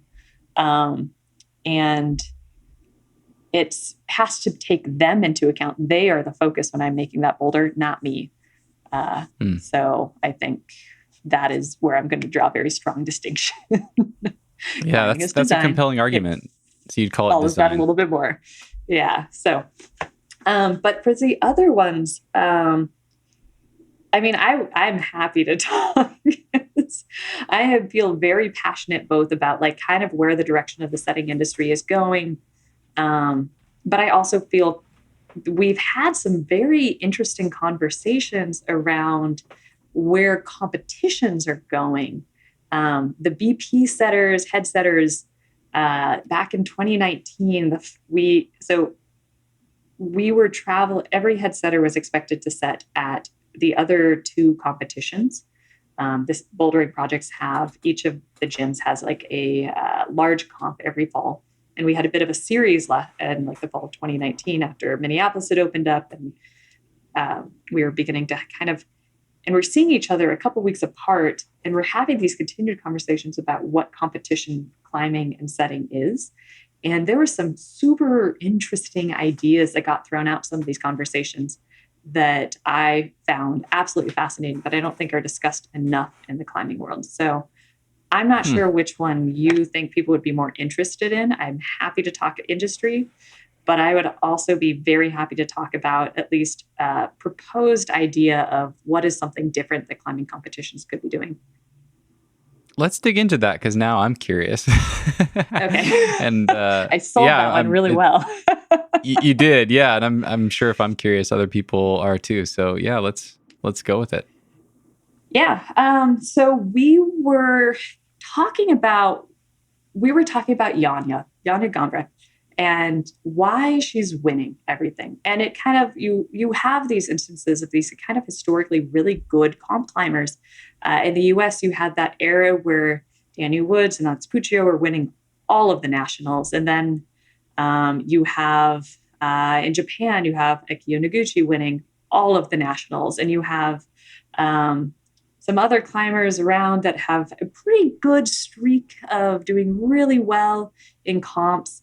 And the question, it was actually brought up by the former head setter in Minneapolis, Ios Peju, and he was like, I think that they shouldn't win. And it was like, tell us more, Io.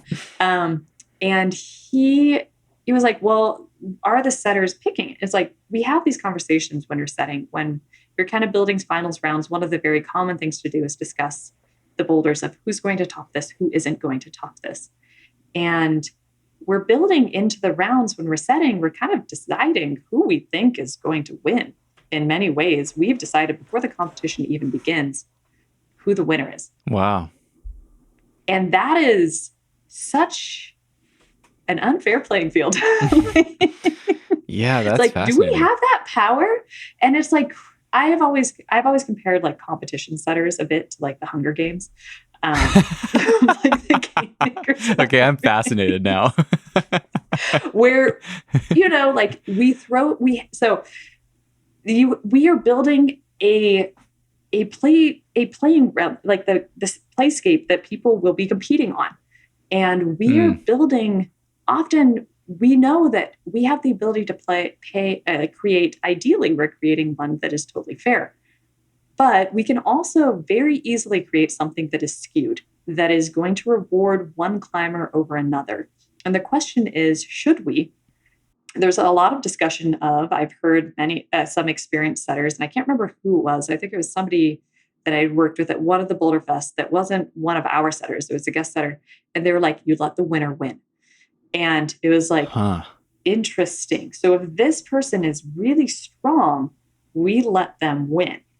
Or is that what the winner is? Is it always the strongest climber? Because it's funny, is the setters often know exactly, if you set for somebody often enough, you kind of know their weak points. And you could choose to absolutely fuck with them if you wanted to. And for us to make a decision to not do that, and for us to effectively pave the way for a climber to win, because, well, of course they're going to win. They're so much stronger than everyone else. They're way ahead of everyone else in the field. Like, are we doing our job? And what is our job as a competition setter? And what would competitions look like if instead of us saying we know who the winner is, what if we said this finals round is going to be set so that every single person coming into the finals could win it? Instead of focusing on who the top of the field coming into finals is, what if we focused on the bottom of the field? And every boulder in there is set to what we know, at least strength-wise, this person is capable of. It's risky. We don't like to do it because therein lies the land of a lot of potential ties, which we don't like. Setters don't like to look like everyone topped everything. But is that a false concern? Is it possible that if we spend a lot more time creating a more diverse movement field for the competitors, could we actually truly find a situation where the lowest level climber coming in that we think is the lowest level climber could actually end up winning the competition? And that seems to me that should be what was actually the fairest. And we had that sketch. We're like, yeah, how would we go about doing this? I don't know if we know entirely how to do it, but I did experiment with it at the last Southwest Boulder Fest. So that's the big one at ABP that I achieved in 2019. I tried to toy with that initially. So our competitions they're kind of like the National Cup competitions where you have a circuit of 10 climbs that are given to the competitors in a single category. So for the open category, they have 10 climbs only. And they are given unlimited attempts on these 10 climbs in 3 hours during the qualification round. And the highest number of tops, followed by, because we also do single zone holds, like IFSC. Tops broken by a number of zones, then broken by attempts to tops and attempts to zones. So then we take our top 6 climbers to finals.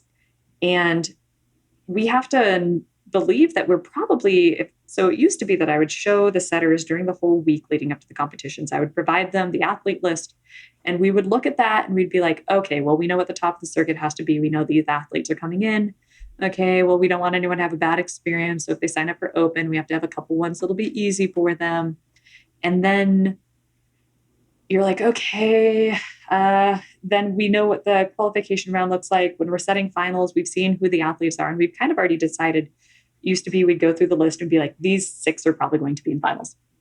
And so you build your finals based on that group of 6.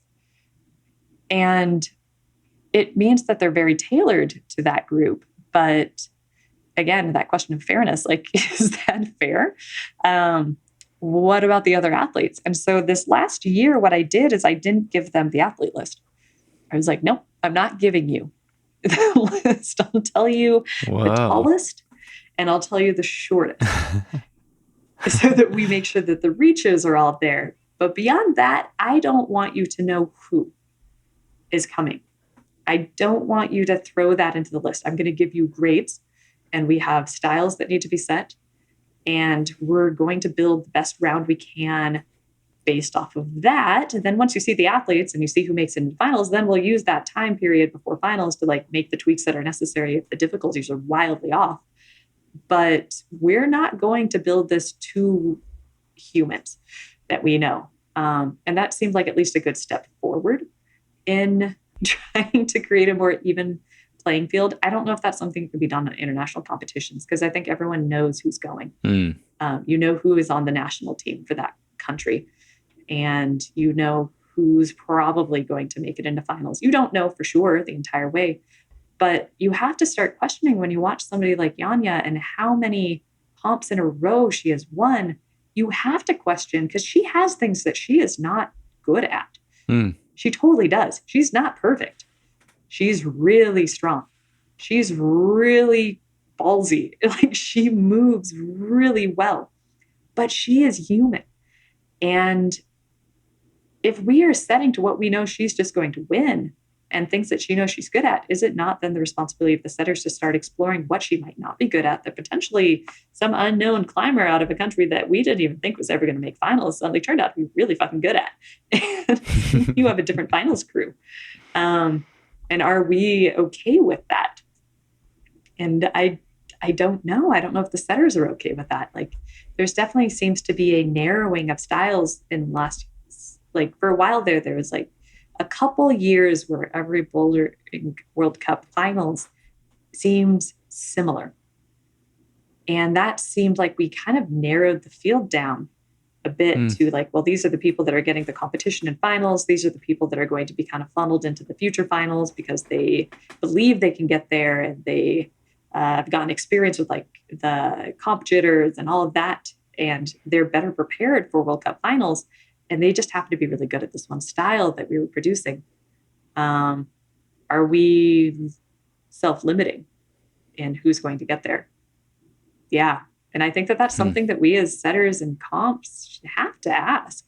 Because if we're saying that's the future of the sport, we're going to the Olympics, we're doing things, people are going to be heavily pushing into competitions. Do we not have a moral obligation to try to make those as fair as possible? And are we falling short right now? Well, that is fascinating. I've never thought about any of that, and it all makes sense, and it's fascinating. And I'm sitting here thinking, like, is there any other sport that's going to be in the Olympics where this is even a consideration? You know, like a basketball court is a basketball court, or, you know, like a ski. I mean, maybe like a downhill GS ski run or something, if it's set a certain way. I don't know. I just can't imagine that there's not. That's why I compare it to Hunger Games. Because it's like, and maybe we, our setters, have to actually be, and maybe that's an argument for like bringing the setters into prominence a little bit more. Because I think when we are anonymous, like those situations are easier to hide behind. Like if we don't know who the setters are, then we can't see any of those potential biases and problems that might exist. I know that IFSC has some rules, like you're not allowed to chief a comp if that comp is in your home country. But those questions came up in like the World Championships back in 2016, I want to say, when that was in Paris. And suddenly it was the year that the French did best in a World Championships. And you're like, that's interesting. Like it's very fascinating that we play a greater role in the outcome of the competitions, but we hide behind the curtain. And I do wonder if there would be not necessarily more accountability, but potentially more responsibility if we were more prominent in the discussion around these competitions. It's not like they just appeared on the walls. It's like, actually, you should know who is around on the setting team. And if there's more of a spotlight on us, we might behave a little bit better. That makes me want to ask, like, do you think the opposite happens at all? Like, are the climbers trying to figure out who set finals, and do different setters have distinct enough setting styles that climbers can do anything in particular to prepare for that? Is that a thing? I don't know. I haven't talked to any, like, on the lower level local competitions, yeah, totally they do. Like, I know that. That if, like, people, if they know they're coming to, like, a bouldering project competition, know that we have a different style because of our setters and will train to that style if they want to do well in our competition.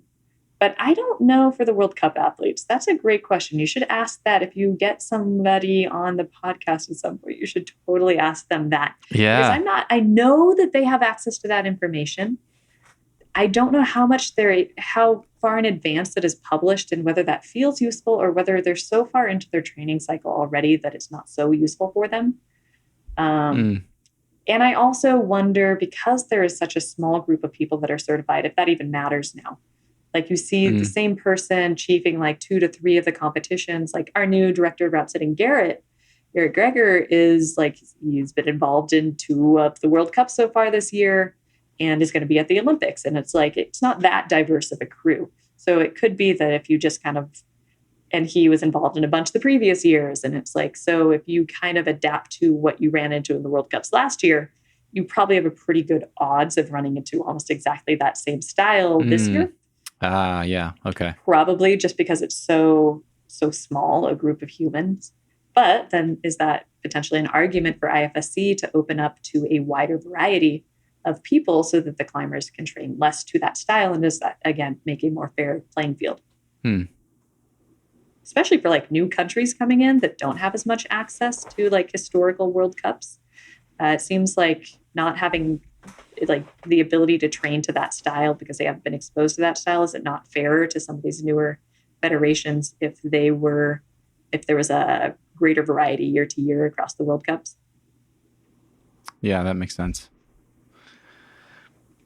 Okay, I just have one more topic I want to touch on. And, you're talking about setters being more in the spotlight, how that might be a good thing for their accountability and for transparency. But there's this other side of that. And you and I had a conversation a few weeks ago about, what are setters in the climbing industry? What do they mean to the climbing industry and what is their value? Because we're at this strange place. The way I understand it from talking to you, talking to Tonde, is that, we still treat setters like the way we treat a lot of things in the climbing industry. We haven't really grown up fully yet. We're like, these people are young and enthusiastic and psyched and they love what they do. And so therefore we don't have to compensate them the way we would have to compensate a skilled laborer, like a welder or like, I don't know, some other craftsman or something like that.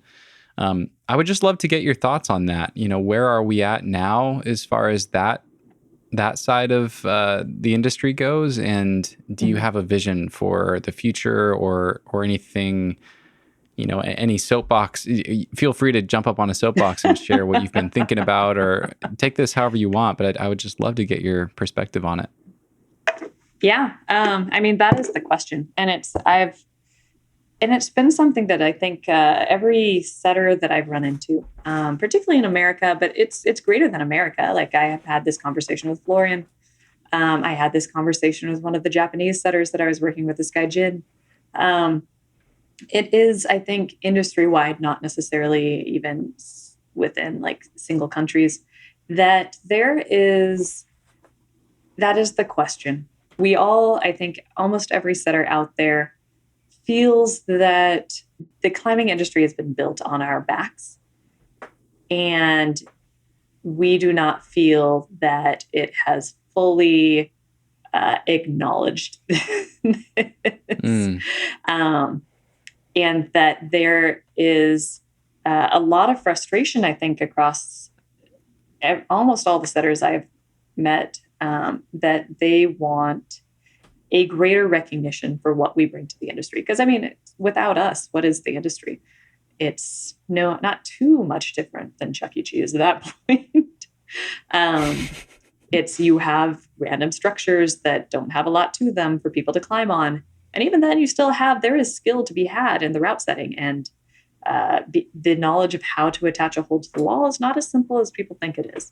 And especially to do so in a safe manner is not as simple as people think it is. And I think as more people experience climbing, the tolerance for that kind of liability risk that companies will have is going to get smaller. And if you don't want somebody to get injured in your facility, the first thing you should be focusing on is then having well-trained setters. Like, we are the first line of defense. If one of us messes something up, even some small mistake, and you've seen it at the highest levels, we all know the famous video of Yerine ripping the volume off of the lead World Cup.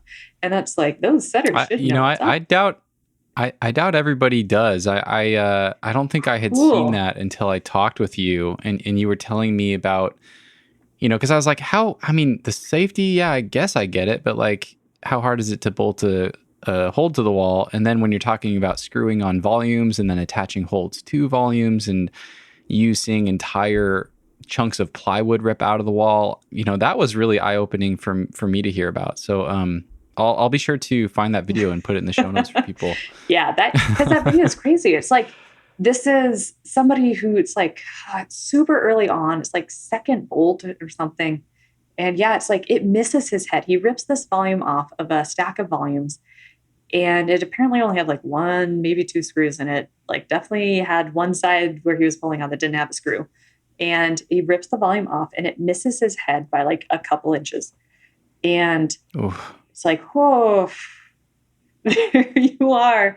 There you are. And there's other ones. There's like another even older video of, I think it was Nale. Nale in I wonder if it was a World Cup. Maybe it was an Arco.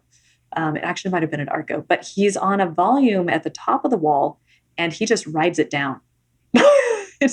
Oh my God. It just rips off the wall and down he goes on top of it.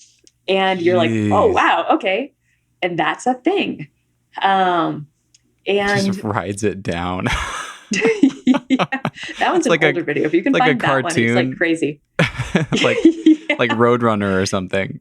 Yeah, and it's like fortunately a small, like shallow fiberglass volume. I think it was like an EP walk or something. Okay. Or something close to that. And so it's like it wasn't going to be massively damp, but anytime a hold rips off with a climber attached to it is really problematic because it's so preventable. But it is also like anyone that has worked in any craft, any building knows that it is so easy to mess something up. Even like, and climbing is a newer industry that doesn't have a solid training that goes into things. There's a reason that we send welders through certification processes that aren't assessing how pretty is your weld, but rather, is your weld strong? Is your weld going to not break on somebody when it can't break? And you get different levels of certification depending on how consistent that weld is and how likely it is to break or not. And that's an older industry that has had the time to build that in. And setting is such a new industry that we haven't been able to build in those certifications of, is this person going to be competent in putting up boulders that aren't climbs on the wall, holds onto the wall, and attaching them in all the different ways we're asking people to attach them based on how hold manufacturers are making them. And are they going to be able to do this in a way that isn't going to result in somebody eventually ripping a hold off that's 20 pounds and having it come down on top of their head and killing them? And that's something that the industry has to recognize is coming. Like there's enough videos of people doing things that either having holds rip off in their hands or climbs that an experienced setter would look at and be like, oh no, you don't set that because that hurts people. As far as like a tweaky move or? I mean, we had one at AVP that I should have known better. I kick myself about it every day. It was years ago. And it was a couple like of the Kilter kaiju noodles, like the original Kilter kaijus that came out there, like the big elephant noses. And we had put them together in a corner and I remember being like, nobody's going to be dumb enough to put their leg in there.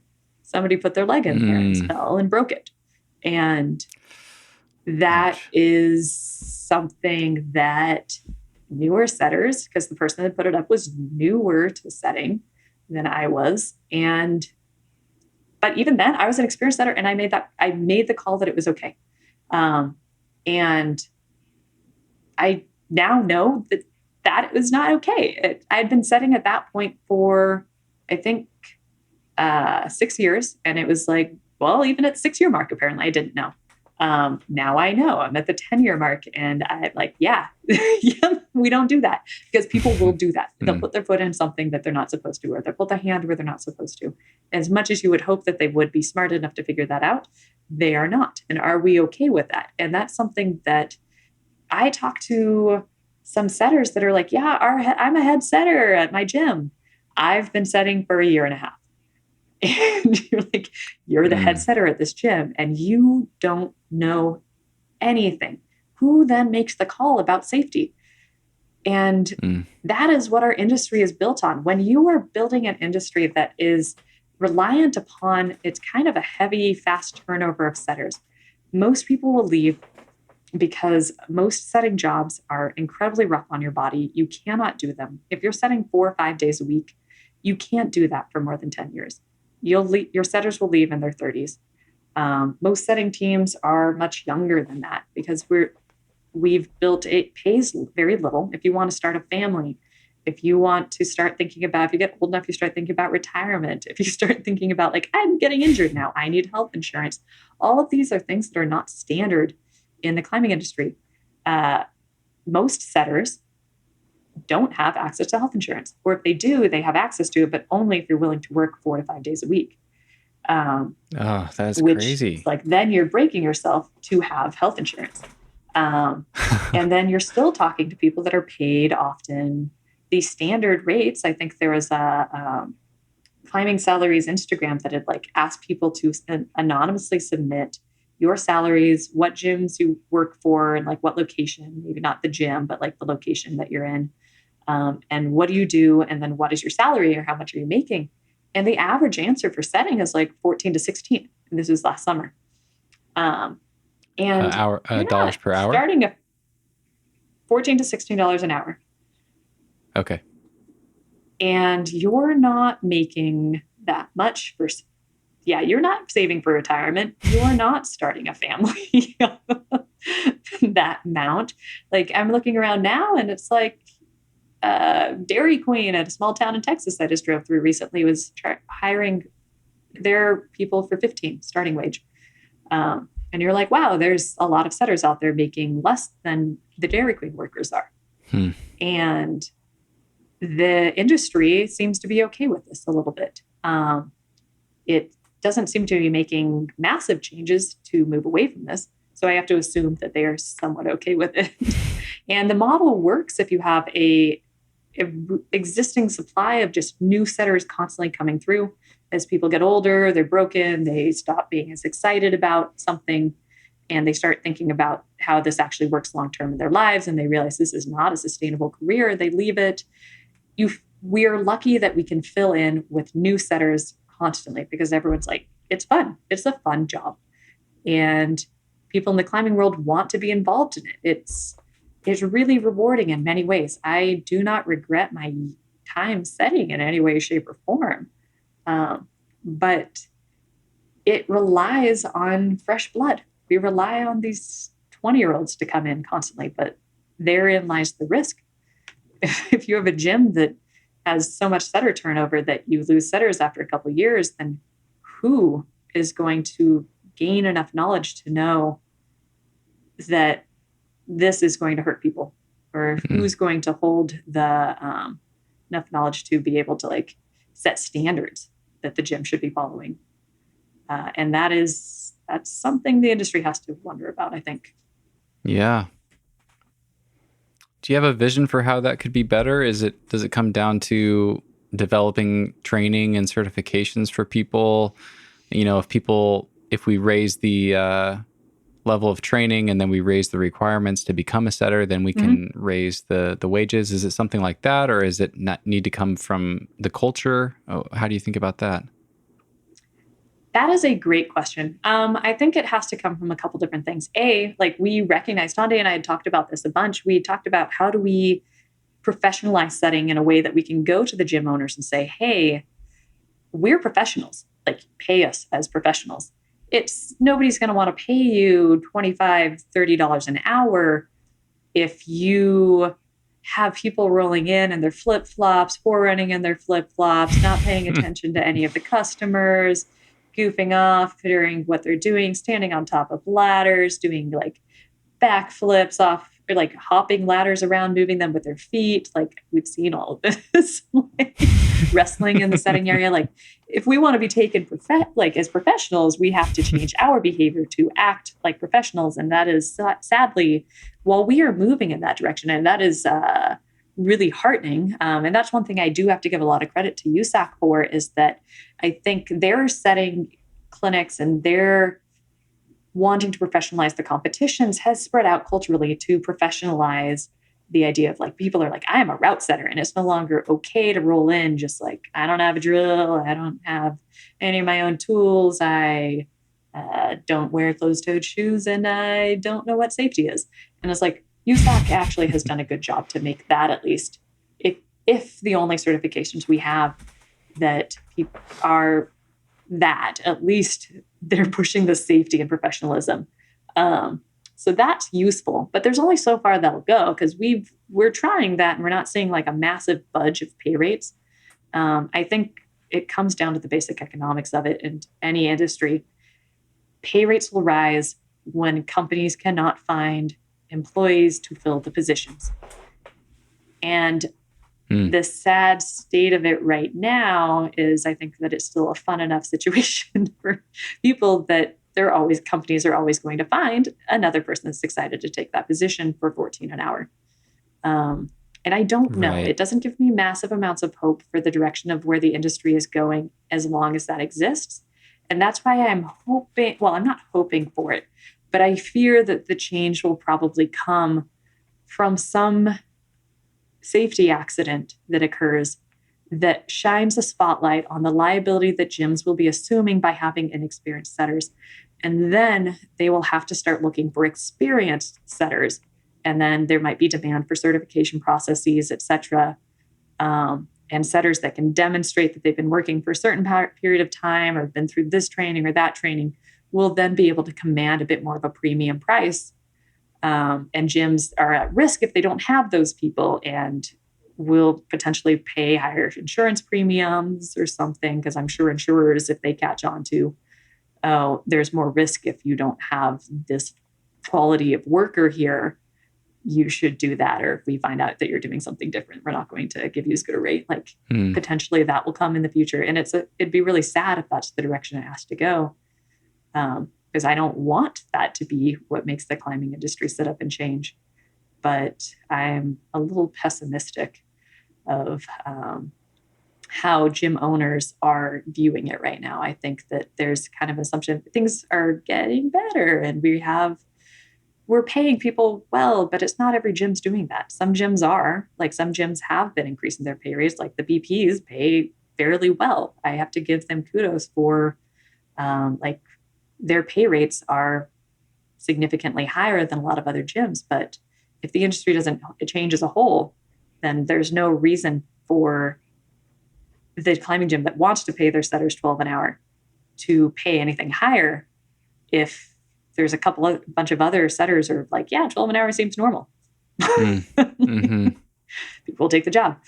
But if people are like, oh, I can just go down the street to that gym that's going to pay me $25, like, why would I take this $12 an hour one? Well, fascinating. I don't know. That is all fascinating. Thanks for sharing your thoughts on that. Yeah. Yeah. I just have a couple more quick questions for you, and then I think I'll let you go. I've taken a lot of your time today. Okay, good. This is super fun. I'm loving this conversation, and it's fascinating. And I've been climbing indoors for a long time, and I've never thought about a lot of this stuff. So I think it'll be really interesting for people. But cool. I would love to ask you: do you have any tips for setters listening to this?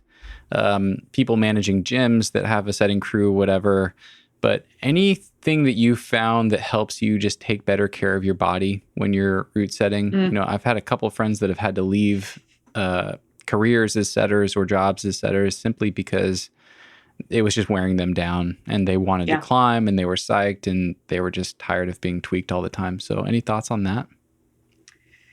Yeah, I think if the gyms want to take better care of their setters, coming at it from that direction, because I think the ultimate solution lies there, is I do think setters should have access to health insurance for less than 4 days a week of work. And I know that is such a hard thing to negotiate with insurance companies.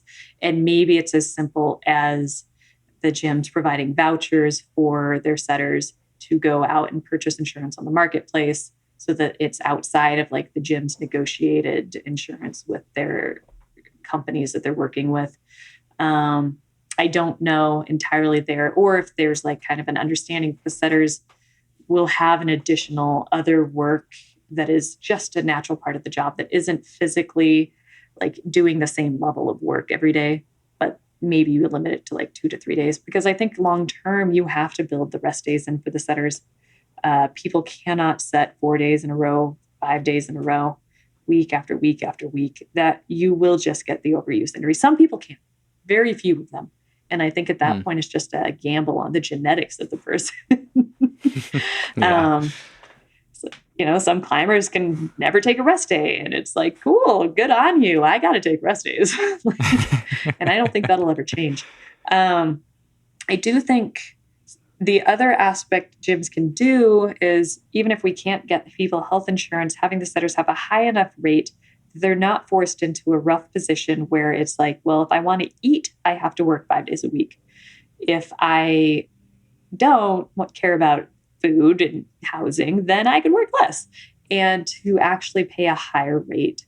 Like if you're not paying somewhere in the mid-20s, then working 3 days a week is just not sustainable.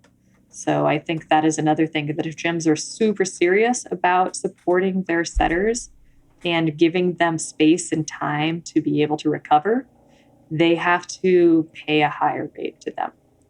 In lieu of the gym meeting setters in that realm, I think some of the key ones for setters is trying to be really smart about kind of how you work within your area.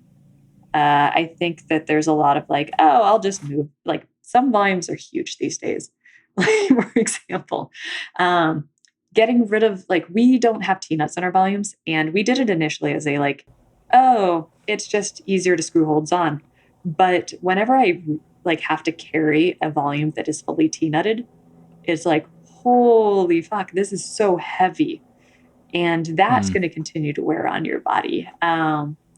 So I think being mindful of, you don't have to work that hard. Like if you're carrying something really heavy, getting people to help you, it's not an admission of weakness. It's let's be efficient with our time and energy.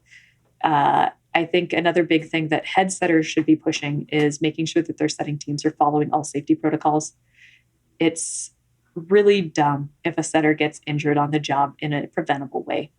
There's that, but it is something that will shorten somebody's lifespan in that realm. There's no excuse for a setter to have, like if they're working at a rope gym, there's no excuse for them to have a rope accident. It happens. And it's something that we just have to work into the training and work into safety protocols that will keep the setters safe there. Whether that means that the head setter has to be around when somebody's tying in, like just because we expect people to have partners tie them in. If setters are working alone, like how do we guarantee their safety at that point? Mistakes happen. Or if there's no reason that setters should be working on ladders in a situation where ladders might fall, or working in situations where if their ladder does fall over, that they'll land on things. Keeping areas clean, asking your setters to be mindful of clean areas, asking them to wear all the PPE that they're supposed to wear. All of this is things that will help people's bodies go further. And then also exploring density, like setting fewer boulder problems in a day. If gyms are open to a slightly less density, that will be easier on setter bodies, or hiring more setters to help fill that load. Like asking setters to set 10, 12 boulder problems in a day, and then run those boulder problems, which means that you're looking at like 30 to 40 boulders sometimes run in a day. That's insane. That's so much. And to ask them to do that day after day is really hard. So building in the demands, and then if setters don't have an option there, can setters in the crew work out with their coworkers who's going to have the easy day today, who's going to have the hard day today, who gets the rest day, quote unquote, and only sets easy boulders and runs easy things. Who's going to work faster today to take that load off of somebody else, knowing that later in the week they get the easy day. I think that, and then you have to be in physically good shape. A lot of my injuries in climbing as a head setter have come from kind of on again, off again climbing schedules where I get really busy with something at the gym and I can't go down and set and run. And then when I'm free again, I'm like, yes, I'm going down. And then I go too hard because I'm not ready for it and I get broken. Making sure that they're maintaining like a good physical strength base that's based on like good mechanics, and that they have good levels of mobility, that they have good stabilization muscles, so that the injuries are not hurting them as much. And their body's just able to take like a larger load in general. But setting up your setting shops, making it so things are physically accessible, getting step stools and other things. Yeah, there's a lot that can be done, I think, to reduce load. Awesome. Well, thank you for all that. I think that's going to be incredibly helpful for a lot of people listening that are in the industry. So yeah, thank you. Where are you at now? Like, what is your current role in setting?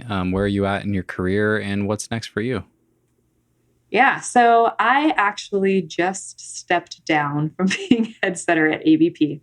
So I've been a head setter here for 6 years, and I think I was running into the same walls that I think a lot of setters in the industry are running into, and especially I think as gyms are growing larger and they're learning how to kind of scale up, the VPs are doing that. And I think that there's a lot still to be learned about what a head setter role is and what a manager role at a gym is, etc.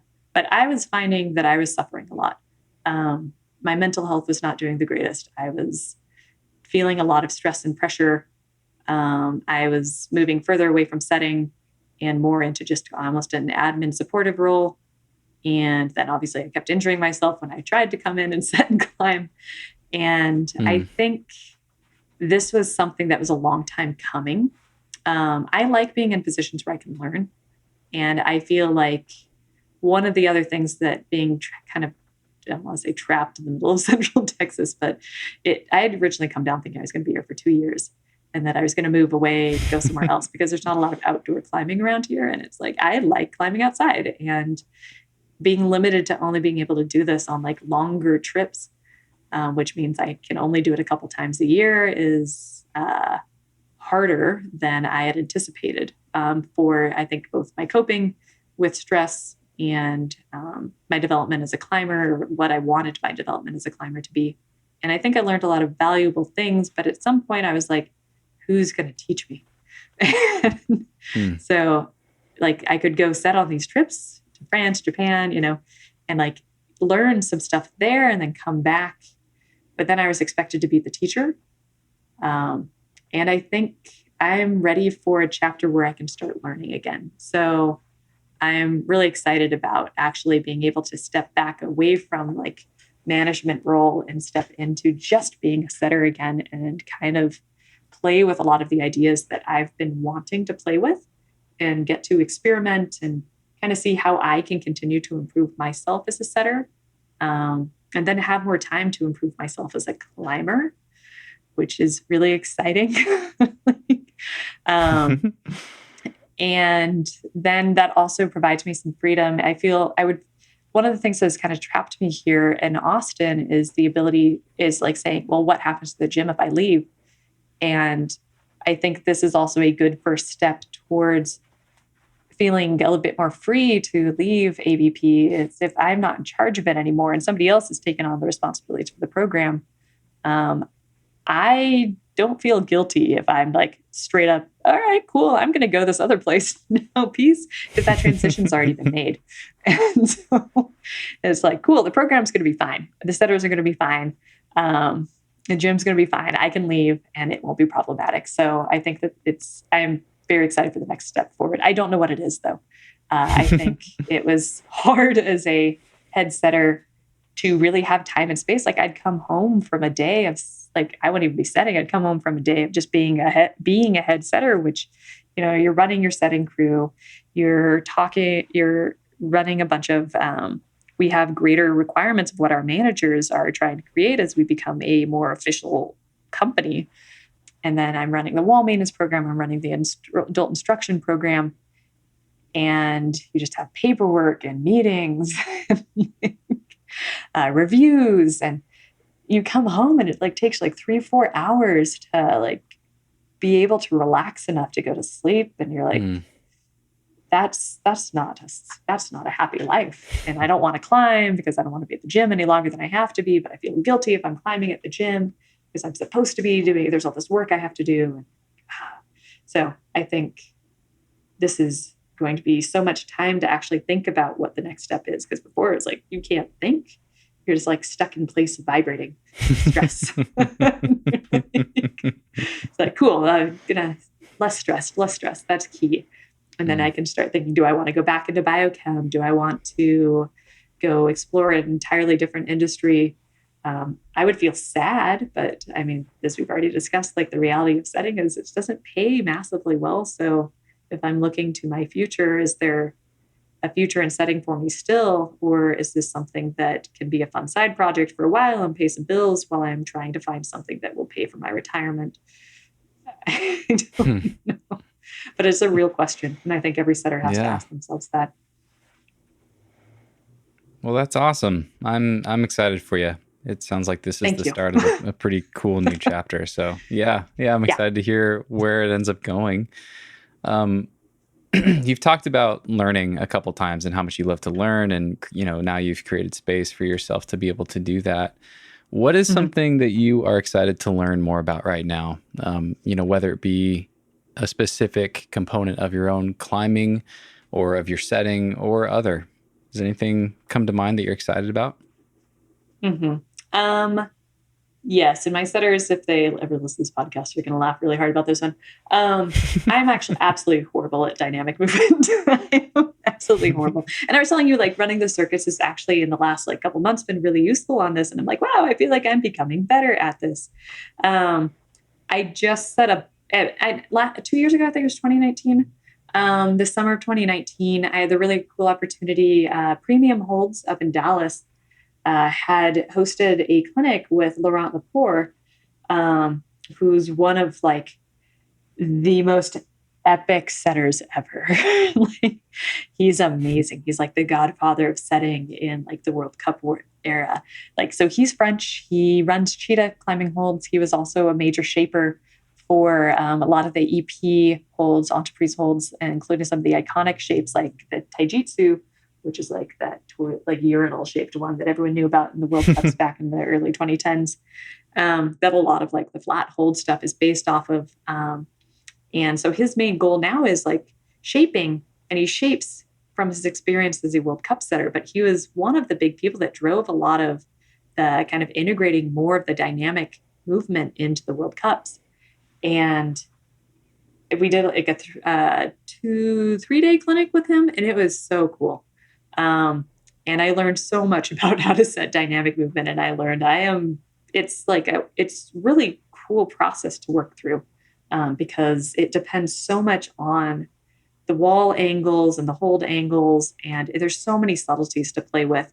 And I am not good at that. And I think that is something I've never really felt the opportunity to explore as a setter. I often felt really pigeonholed into I've always wanted to fill the gaps that the other people on the team aren't setting. And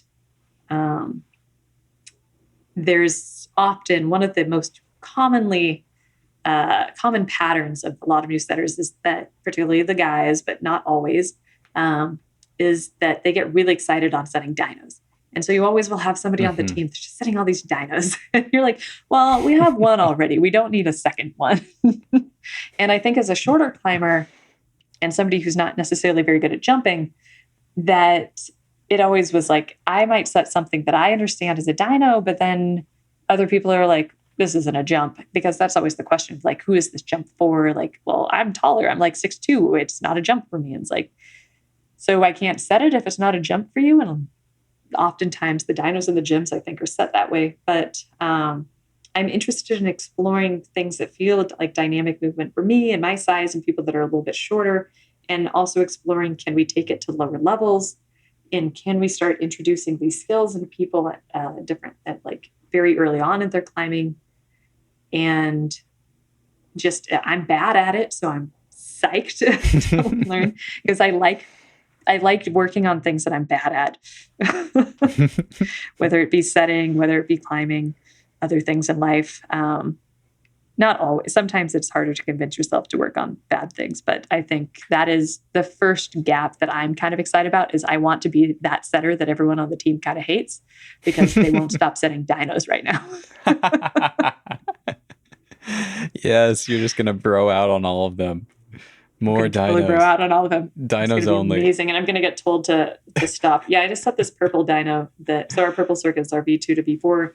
And I thought it felt like a V4. But I think it might actually be better if you're a shorter climber who can't jump very far. So if you overpower the move, or if you're a little bit too tall, this jump doesn't work very well. Or I have gotten better at dynos than I thought in the last couple months, but I don't think that's actually too much the case. Either way, everyone thought it was really hard. I don't think it was. I think it was a different style. And again, it's that idea of like diversities of bodies. Like you want that diversity because then you might end up with situations like this where I found a dyno that I think is honestly easier if you're shorter and weaker.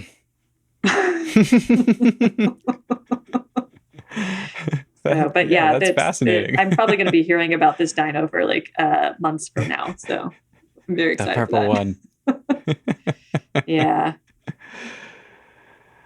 Oh, well, Christine, this has been awesome. This has been so much fun talking to you. And it's been, we've covered so much good stuff. And it's been a really fun conversation. I've really enjoyed it. So thank you so much. You're welcome. I've had a fantastic time. I love to talk settings. So thank you for listening.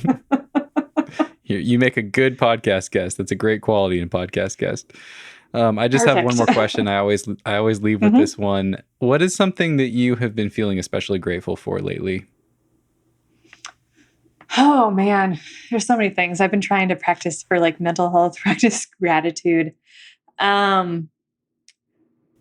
But I am right now feeling particularly grateful for actually the BPs being a company that was going to allow me to step away. So this is a decision I made only a couple weeks ago, and they could have said no. And they could have made it really difficult. And instead, particularly my boss, my GM, was so supportive as soon as I was like, I think this is something that I need to do for everyone's sake, my own, like everyone around me. And he was so supportive. And the fact that I can still like count on an hourly job that pays well and will give me the flexibility to be able to find what is next in my life. And not just the company, but then also all of the setters that I'm working with and the other managers, everyone's been very much like, okay, cool. We're psyched that you're psyched. And it makes something that was like actually moving into it, like a really scary experience of like, shit, I'm about to effectively quit my job. And I don't have a backup plan of what I'm going to. It made it a much less scary and feels really nice. So I think that is what I'm particularly grateful right now is that, the AVP employees are awesome, and the BP like directors have been very professional and kind in this. So very cool. Thanks for sharing that. All right. That's all the questions I got. That's everything. But I'd love to do this again because there's definitely some of these topics that we touched on that deserve a longer conversation. And I know Tonde's list right at the end. Fun. It was like, oh man, that's so much. I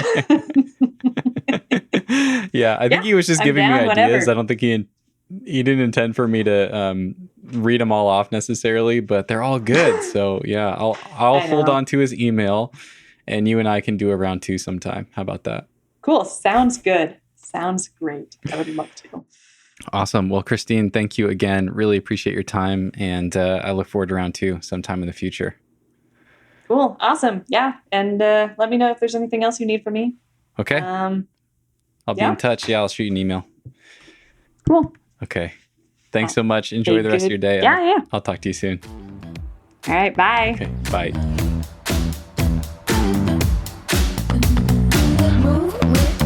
Shake it up, stop when the clock hits 13. Sing 1, 2, 3, 4.